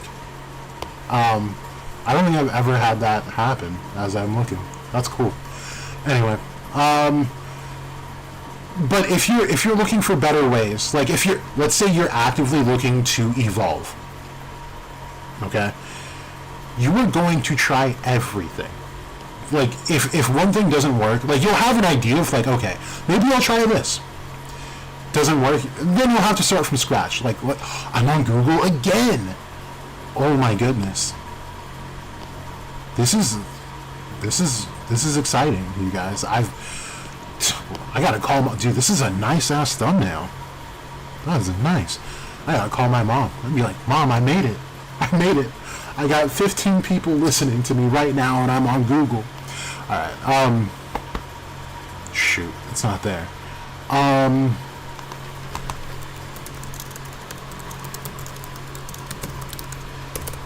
Maybe that narrows it down. Maybe I should just look it up. Why didn't I just go to TCB? Oh, we're knee deep in it anyway. So it's something that people kind of picked up on when it happened, and it's kind of funny. Oh god, I'll just look it up. Where's TCB? Did I close out of it? No, I didn't. Okay. So I don't know if you remember, but in the flashback of the Yami clan massacre, where would it be? Black on Black, what I saw that night. Okay. So I don't know if you guys remember, but Ichika walks us through the flashback. And we see Yami go fishing, and he pulls this thing up. And like, what does it look like? It looks like an Adremalec fish. Look at the little bumps. Looks just like the bumps on Adremelec's wings. Now, am I saying this is Adremalec? Not necessarily. However, what I am saying is that we need to connect some important dots when it comes to Adremalec. Adremalec is, Shelly, you were Terrence Kent this whole time? That is so weird. Okay. How's it going? What I'm saying is that Adremalec is directly associated with the Order of the Flies. He is the supervisor of Satan's wardrobe, meaning he is responsible for Satan's outfit. Now, this can be depicted in so many different ways, as far as Black Clover goes. Lucifero descended in a very particular way. He came out as like a worm dragon thing. And I think this was the clipotic form, his clipotic form. Well, essentially, he shouldn't really have a form. Like, none of the last three devils should have a form. Because they're what's considered called supernal beings, but I won't get into all that. But as far as this goes, he ends up descending, becoming a giant worm. And it's like, why did that happen? And no one asked. It was just like, oh man, we've seen the silhouette of Lucifero this whole time, but like this, why this? And I'm thinking that some of these higher or lower living devils, so the higher ranking ones, have different forms that don't necessarily suit the needs that would best benefit them in the world of the living. Because as we see, it just made him a bigger target. He wasn't really launching around like specific spells or any technique. He was just a big blob monster that got punched. He just got mollywopped by a building. And then Asta stops the whole process. But then for some reason it starts up again. And no one asked why. And I think that was Adremalec. And I think it was his doing. He was like, let's just try this shape. And which is why he was telling people, like, you guys should probably go, like, by now. Because the guy that's coming, the form that's coming, this one's not going to be good. So then we get the humanoid Lucifero. And if a Dremelic did suit him for that, it makes sense. So this far extends beyond just Lucifero, though. I think all of the devils have been looking for not only a way out of Plipoth, but for better vessels. So for all intents and purposes, they're looking for perfect bodies as well. And this is probably where Lucius got his idea, since he is possibly aligned to a Dremelic by contract. So I don't think it's too much of a reach to say something like that. So now we get into the point of evolution. Now, Hino could easily have been a testing ground for these devils, where you see stuff like this, and they can easily interact with this world because they actually say that this water warps time and space and connects them directly to the underworld. So then we get to the fact that they're using scrolls in Yoryoku that ends up ultimately translating to demon power that's been westernized, like westernized demon power. I mean, we get to the West, and we have people who can turn into devils through contracts. We have elves that can turn into dark elves if they despair hard enough. Like, a lot of evil is connected to mana itself. And this is something that I've said for quite a while, that mana could be inherently evil. And it's just... it all just ends up kind of fitting together somewhat loosely. I think it's a little bit tighter than I would give it credit, but the concept of evolution is absolutely here. From Scrolls to Grimoires, we see that humans end up being the ultimate intermediary being as far as anything else goes. No one... like, come on. We've never seen a devil go for an elf outside of Zagrid, and all Zagrid wanted was the Grimoire. He did at first want Lick's body, but then he was, after that, like when he came back, he's like, whatever, like I got my own. Like, I think he understood that he didn't necessarily need it.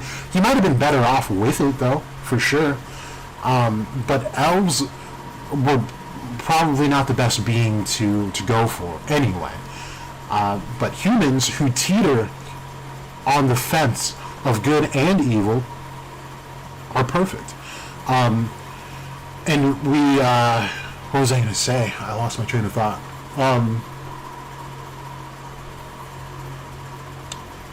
Oh, damn it. What was I going to say? Oh, humans. Now let's talk about lore and why it would just come down to humans in the very end. Look at lore. Through all the pantheons, we've read and we've seen pantheons rise and fall, right? Let's talk about just the Greeks, because they have a whole list of gods that were in rule, and they went through several rises and falls. And the only things that made it through every one of those cycles were humans. Every single one. Humans, every single time humans have became the beings that make it out alive. They're able to adapt and evolve. And I think that is the biggest point to drive home here. And this is something, again, I always go back to this. Megicula says, is this the power of humans? The power of human emotion is what allows them to be strong and unlock these ridiculous spells. And the answer is yeah. I mean, and then okay, I'm going to pose this question to you guys, and you can take it wherever you want. You don't have to agree or disagree with my answer after I say this question. But look at the spirits as well. There's been no spirit that has been attached to an elf. And now, before you say fauna, understand that was not a full-on elf body. So when she acquires a full, more like elf body, she no longer has salamander. So even counting Fauna, we have never seen a spirit go for an elf. This should tell us how important humans are. And then on top of everything, how important hybrids are. Because remember, salamander was at its strongest when it was attached to a hybrid. And she had two different magics. Remember, salamander had diamond claws. And then the diamond fire stuff too, right? So then we get back to someone like Libe, someone like Yuno's spirit. These guys would have been hybrids. Or are hybrids, rather, right? Which is why Yuno is able to wield two different grimoires. Yes, he's got two different souls, but this, remember, they map out with Charmy that the fact that she's a hybrid allows her to use two different magic types. So this also falls in line with that. Yuno falls into like a little bit of an area of gray there. And Charmy's also pretty much unaware for human form. So it's essentially two different beings. So all of these pieces put together, I'm looking at this thinking that these devils, like, okay, can we try these guys?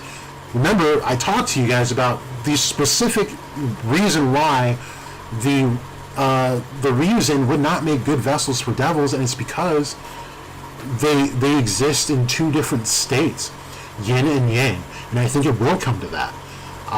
And I think Keizokaku was the best illustration of this, even though it can be witnessed in all of them, that they have dichotomous states. Keizokaku starts out very shy, very timid, not willing to fight. Ichigo's like, shut up and draw your sword, because she knows when she draws her sword, she's going to go crazy and just become a serial killer, right? And we see a whole different Keizokaku. So these beings don't exist like full-on humans do, and I'm really hard-pressed to call them human. You know, especially with the Yomi connection that we made earlier in the stream here, I'm really thinking that the residents are dead, and the Ryuzen themselves, including Ryu, are liminal beings. Liminal beings, meaning that they exist in a state of in-between or of extremes of both sides in this intermediate place. But let me see what you guys are saying. I got a couple of new comments. Okay, Shelly, so you said, I always had a hunch that Hino could be post-future is redundant. So the future of Hungry Joker. So you're saying after the Mavro thing that never got finished, you're saying that the world is now like the post-apocalyptic version of the unfleshed out events of Hungry Joker. Okay. That Asta had visited is an illusion that was created by a drumlet. Now, I'm not against the illusion part per se. I have said that there might be like a Demon Slayer type thing that happened here, where like Tanjiro was training with people that had already died, undergoing the path that he was traveling down. So I'm not against that, but then you have to answer like, why does Yami exist? Why is Ichigo now in the lane of the living? Why is, you know, there's just a lot of things that could go wrong there. Especially when you include Yami, where he washed up on the shore of the Clover Kingdom and wasn't transported there or summoned. So, you know, gets a little dicey. Helix, you had a few things to say. When it first dropped, I thought dark magic mages would be able to travel to the underworld through the black water, or the first dark mage arose from those waters. That could totally be it. I don't see why not. Like, why the Kijin came to Hino initially. And maybe something happened where they're like, oh, let's instead work together to protect this land, where they could reap the benefits of life, while also protecting the life on that land. I wouldn't be too mad at that. He writes, Randall's elf seems surprised that a spirit salamander chose Fuego, a human, so I think spirit-human duos are a new thing to happen in at least 5. Can you reference me to that chapter? Because I would like to see if there's context we can add to that. You said Randall's elf. Randall elf, Black Clover. Randall with hair. Okay.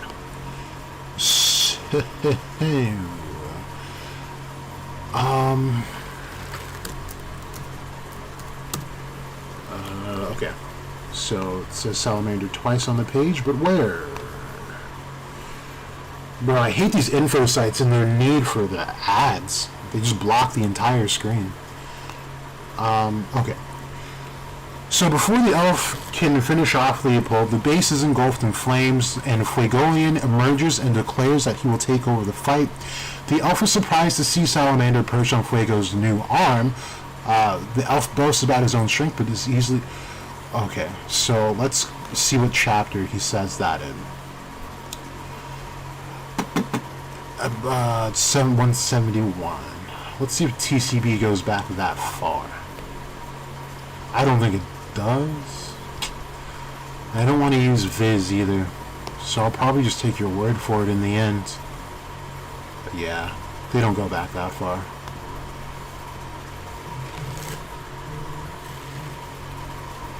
Oh, they do. Okay, here we go.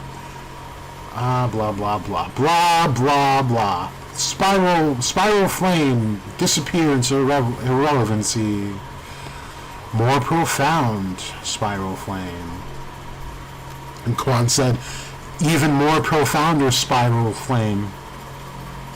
These guys, goats. Man, they've been nothing but supportive the entire time. I feel like this is Behemoth. I really do. Or Asmodeus, one of the two. I really do. When Leo comes back, he's going to be on some crazy shit. Because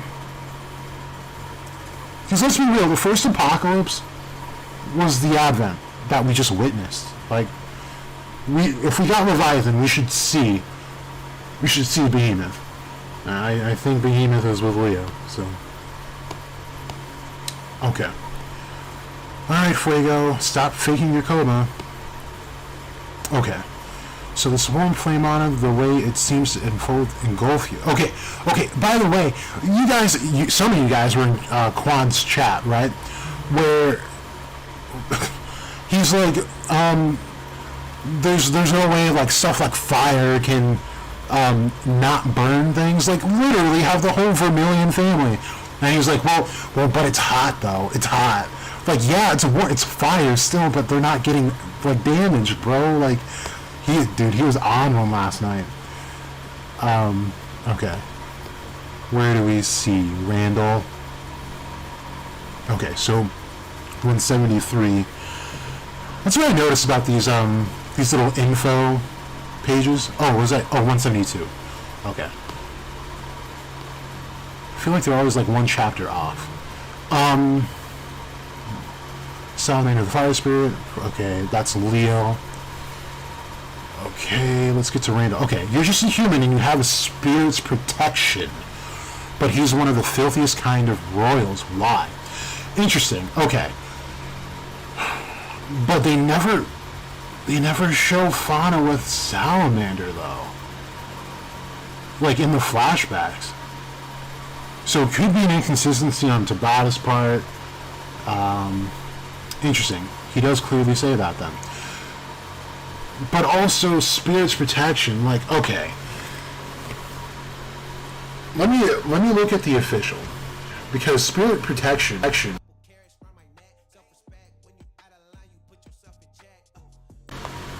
And I'll explain why if he actually does say that. He says Yeah, you have the spirit's protection. So, remember that the Heart Kingdom has spirit's protection too. And then they also go as far to say that other kingdoms apparently had this option, but kingdoms like the Clover Kingdom decided to give it up so that they could have more exotic magic. And she goes on to detail exotic meaning like spatial magic into arcane like time and dark. So I think it's a different capacity, maybe not straight up wielding it, but just being protected by it maybe. But that is interesting. Thank you for pointing that out. But yeah, either way this goes, humans are still wildly special. But then also, man, that's tough though. Because, like, royal mana is also not pure. It's got elven mana, which makes them magical hybrids. Not actual hybrids, but just magical hybrids. So that's interesting. Who else has a spirit? So we have Hino, who's also a magical hybrid. We have Noel, who's able to house Undine, able to house Leviathan, who's also a spiritual hybrid. They all have that in common.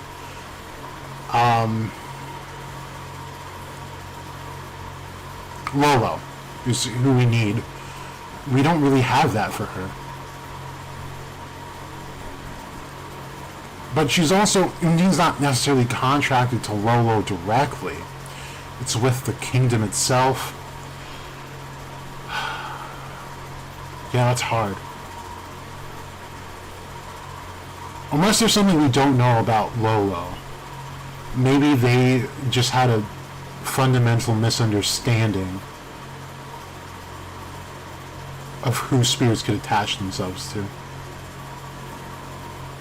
Or the world is just changing and the spirits saw that.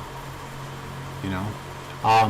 Because it still kind of goes along with the point of, like, you know, Andromeda is trying fish for evolution, right? But then we find out humans are the best to make contracts with. You know, spirits might have a better time with a human. We see that Salamander has the ability to grow. Belle has the ability to grow. Undine also has the ability to grow with a human. Of course, they start out small, but they're getting bigger and more powerful. Whereas Faunus came into the game just extremely powerful and large. I do really stand on the fact that elves cannot up their power more than they have. They operate much like devils do, where the way they're born is the amount of power that they have.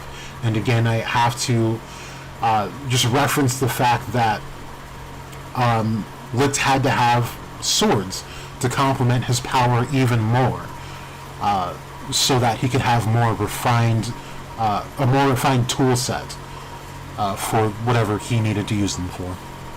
But interesting point there. Made me think a little bit. Helix makes you wonder what the Heart Kingdom Queen was 1,200 years ago, right? I think they're closely connected to Hino, personally. Still tough to say, ultimately. Let's see. Shelley. I also think that the Four Kingdoms is the illusion, too. And the outside of the Four Kingdoms will be the real world. I don't know if I'd go along with that. I think the Four Kingdoms is an illusion in a sense. Nothing that they know is as innocent as it seems. Again, you just have to say they have a whole shadow palace under there that ultimately you can draw whatever you want from the underworld from it. I think it's an illusion, but not in the way that you're thinking, probably. But we'll see.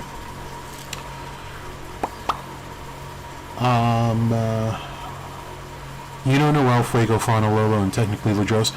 Yeah, I guess Ladros, but the thing is with Ladros, he immediately expends that mana. Whereas this is like ingrained in them, like they're born with it because their family stole it. So, and Undine didn't want Lily refining, that's true. Raya also shows that you can copy spirit magic. You can copy spirit magic, but you can't like copy spirit magic. The strength of it is not it. So like how can I differentiate this? You can have Salamander's breath, but it wouldn't have the same potency. It would be probably stronger than a normal fire spell that Raya lets off, but it wouldn't have that extra oomph. So I don't think it's totally fair to say it'd be the exact same, but yeah, there's probably levels to it for sure. But yeah, ultimately, I think this is going to lead to Dorothy being a triple agent. They were looking for ways to have these devils descend for whatever reason to whatever end. Because remember, when she finally decides, like, oh no, well, by the way, your brother's been cursed this whole time. He loves you so much. But he's been plagued by the fact that he's been cursed by a devil, and the fact that your mother was cursed by a devil, and you can't talk about it. When she finally decided to reveal that critical information, and also the critical information about Megicula that she knew about this whole time, apparently, she also told Noelle that there were people and places in this world that create anomalies that bring devils into the world of the living. She literally says this. It's the first time we ever heard anything like that. And here she is at the gate, here to summon something. And then here the most damning evidence we could have possibly got was dropped casually by some guy that doesn't even follow me. He was like, also, how did Dorothy know about Asta's future not being able to be seen? There is absolutely zero reason that she would know that, unless she was in contact with Lucius. Like, it makes no sense. And then, the only person that would know that the Black Bulls would go to the Witch's Forest is Noct. And not to say Noct is sus, but remember, Noct showed up to that captain's meeting to get the information on what happened with Julius and Asta and all of them. And not to say that Noct made a grand announcement that they were going to go looking for him, but do consider that the nature of the Black Bulls, they're not going to let one of their own just up and disappear. They're going to need that evidence, that confirmation that he's dead. So it's easy for someone like Dorothy to spy on them and then be like, oh, here I am, conveniently at the Witch's Forest. Like, why? Why? Because she's not working with everyone else. She threw the fight against Lucifero. I'm telling you this right now. She threw it against Morris. How does Lotus come out with no arm? She comes out kind of bleeding, but she still all giggles, smiles. It wasn't that serious to her. She had no issue. She didn't even help when the Black Bulls arrived. She could have... Oh, dude. Bruh. Like, I'm sorry. For people to not acknowledge any of these facts is to be ignoring elements of the story. Because at the very least, Tabata is just completely writing this awfully. At the very least. And as far as her character goes, at the very least, she's roughly one of the most awful characters to exist. So, like, no, I don't like Dorothy. I haven't liked her for a while. But let me talk about the Witch Queen really quick. Because this is where the crack really starts. And I'm sorry if this was too much crack to begin with. but the crack runs deep. Very, very deep. So check this out. Let me just pull up a quick Google search real quick. Jeez, man. Because I know this is going to look crazy. I'm going to sound like a conspiracist, like I normally do.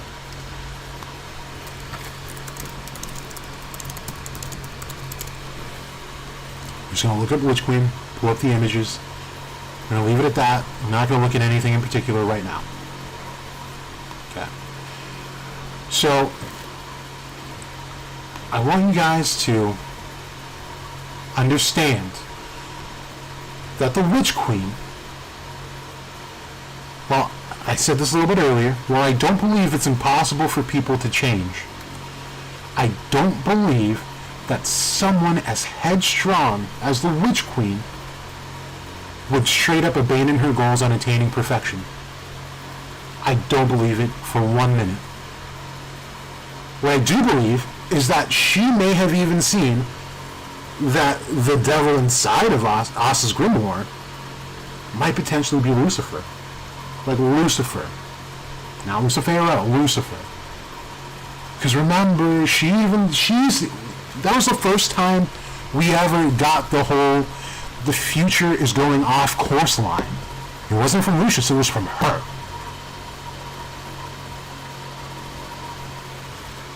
And the only common denominator is Asta and Liebe.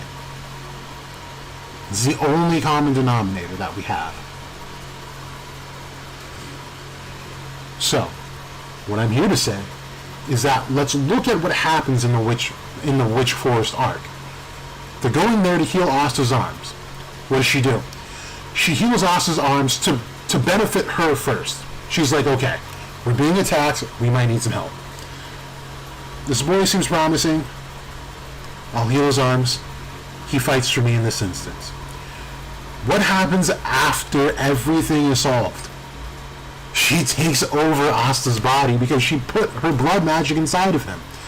And by the way, if this already wasn't raising flags for the people that can't accept, like, what just happened in the series, how Asta's sharing some power, why weren't there any questions about why the Witch Queen was able to do this when he's actively using anti-magic?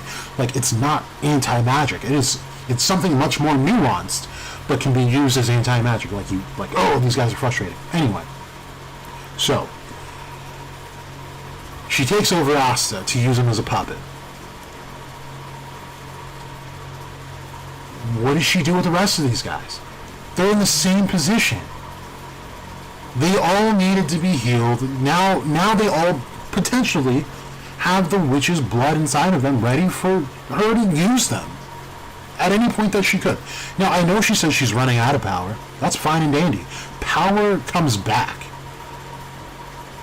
Like, come on.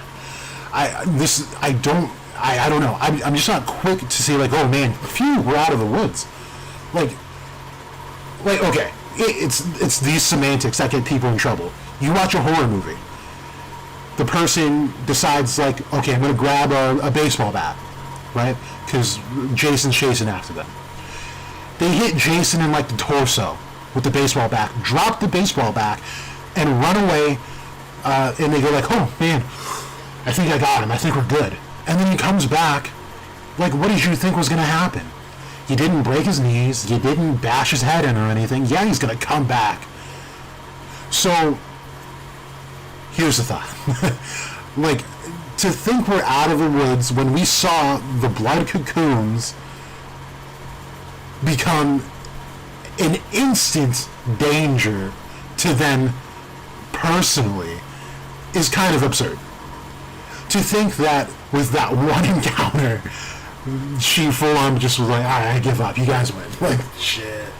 Like, the future was going off course, I'm losing, like, fuck it. No, not for a second, you guys. And now she's got the whole Black Bulls. But I do want to say this. She clearly says she's losing power. And this is where things get a little bit spicier for me. So, Also, wait, let me look at the, hold up. Okay. Never mind. I thought I saw some, but I didn't. So, the Witch Queen also has, I don't necessarily want to say multiple attributes, but she can use multiple, I guess, can I just say attributes and you guys understand I'm not meaning like wholly different attributes? But what I mean is, she's got blood magic, and then she uses ravens to travel. Like, that's not been explained. It has to be some kind of magic. And then curse magic specifically she's able to use. So that's 3 different things.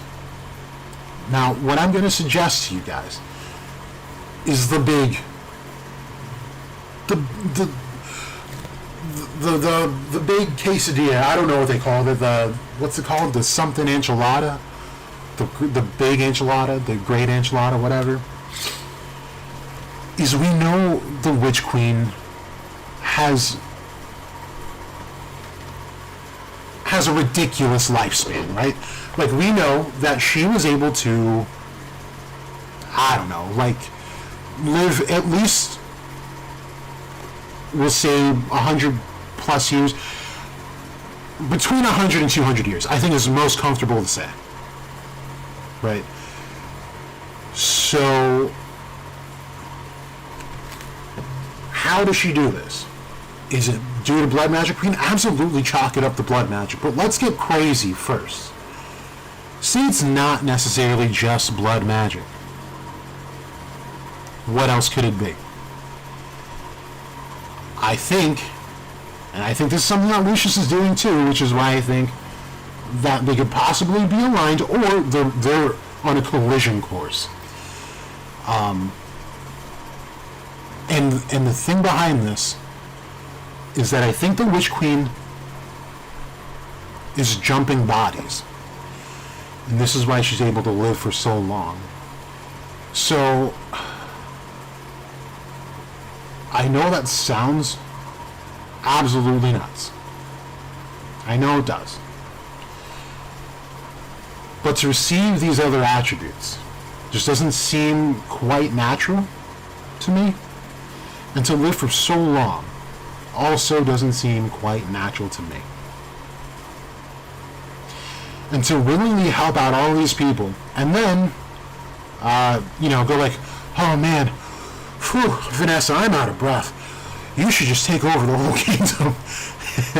It's like she's completely given up. Like, from the moment they left the Witch Forest initially to now. She's just completely given up. And I'm sorry, I don't believe that.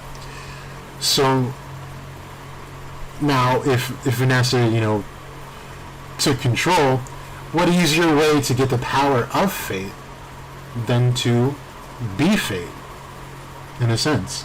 So, it's kind of my thought process. And her looking at Dorothy with just blank expression, didn't even say yeah or no. Just kind of makes me think, like, she thinks something's up, and I don't know, maybe Dorothy is a good consolation prize. Who knows? I don't know. It's just really weird. The whole thing is just weird. I don't know. What do you guys think about it? I just don't trust these witches. These witches be trifling.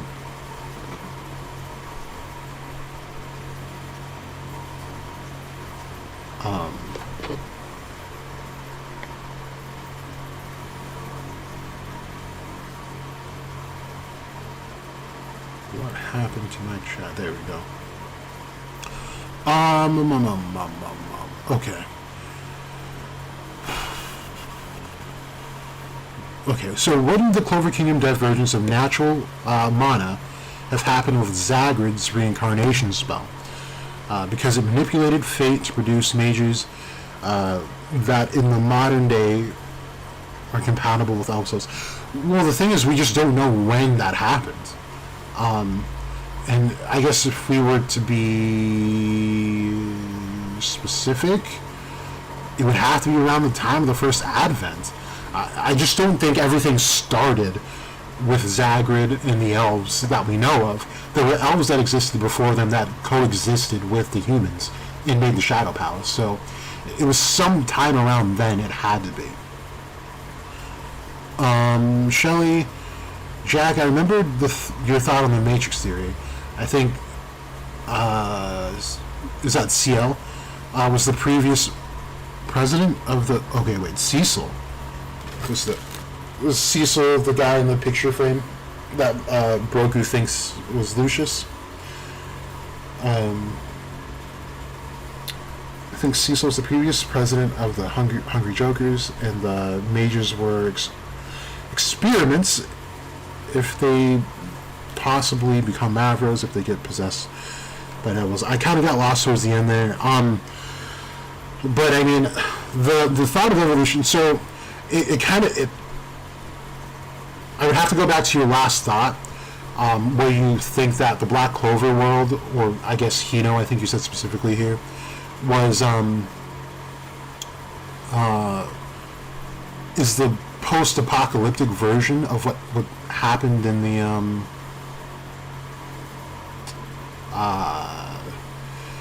in Hungry Joker, or what was supposed to transpire after that. It's more than likely that Black Clover precedes all of those events, and it makes sense, especially if the thoughts on evolution that I've expressed here are completely true, because they do talk about how people like Heidi are able to wield the Newtonian apple because of the way he's made up genetically. So the thought of hybrids goes even further than just this, and the fact that Mendelian Ps are a thing and that evolution has already been discovered in that world, it just wouldn't make sense for them to have to rediscover it here and then resort to magic when science is the answer to magic, and why magic doesn't exist the way it does today. So yeah, that's where I'm coming from, I guess.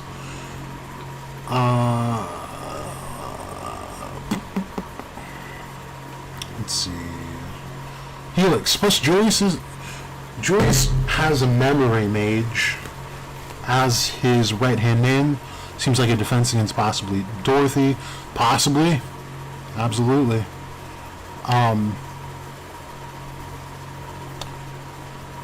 Shelley, I think Julius has found out about Cecil's siding with...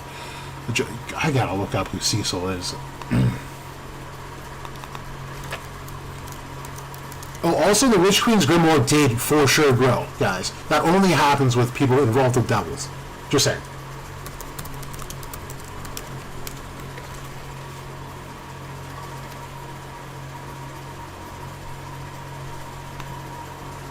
Just saying.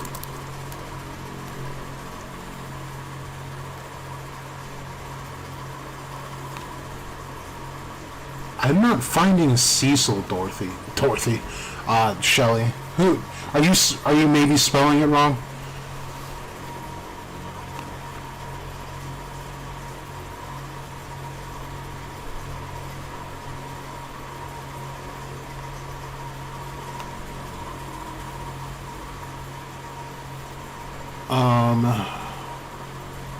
You're good, Shelley. I mean, that's the point of making theories. Like personally, I bounce all my ideas off of WK for the most part, because he'll be the first one to tell me, like, no, that sounds kind of stupid. Well, I'll post it anyway. But it's that's where you're supposed to be. You're supposed to start in the realm of like almost the furthest impossibility, and then narrow it down to really suit the needs of the story you're trying to make a theory on. So You don't have to apologize for that sort of stuff. Like it comes naturally. You just have to have someone who's willing and able to tell you if and when something makes sense. And but yeah, I don't see a Cecil. I'm getting hungry joke. I'm getting Joker. Oh wait, well, I'll say Tabata Yuki. Tabata Uki.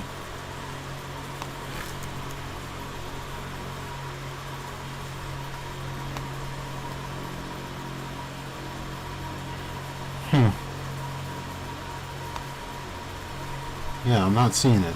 Maybe check on that name again, and then let me know when you find out. Cecil. Oh, so you did mean CL. Why are you calling her Cecil? Okay, so I think Julius has found out about CL's siding with Adrenaline. See, that makes more sense. Because, I mean, I'm assuming you're alluding to CL being a Namalek, which is Adremalek's sister, which I wouldn't be totally mad at.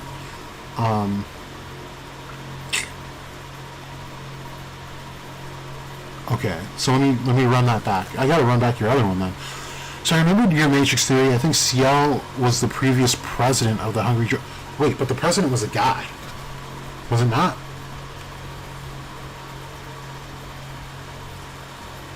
Yeah, no, the president was a guy. Okay, so I'm not going to consider that part. So in the second part, you say, you found out about CL's siding with Adremalek. I think Julius wants to shut her down. Well, Julius is out of the game. I think she gave him... So you think CL gave Julius fake memories as Lucius and let Julius... That part I don't know about.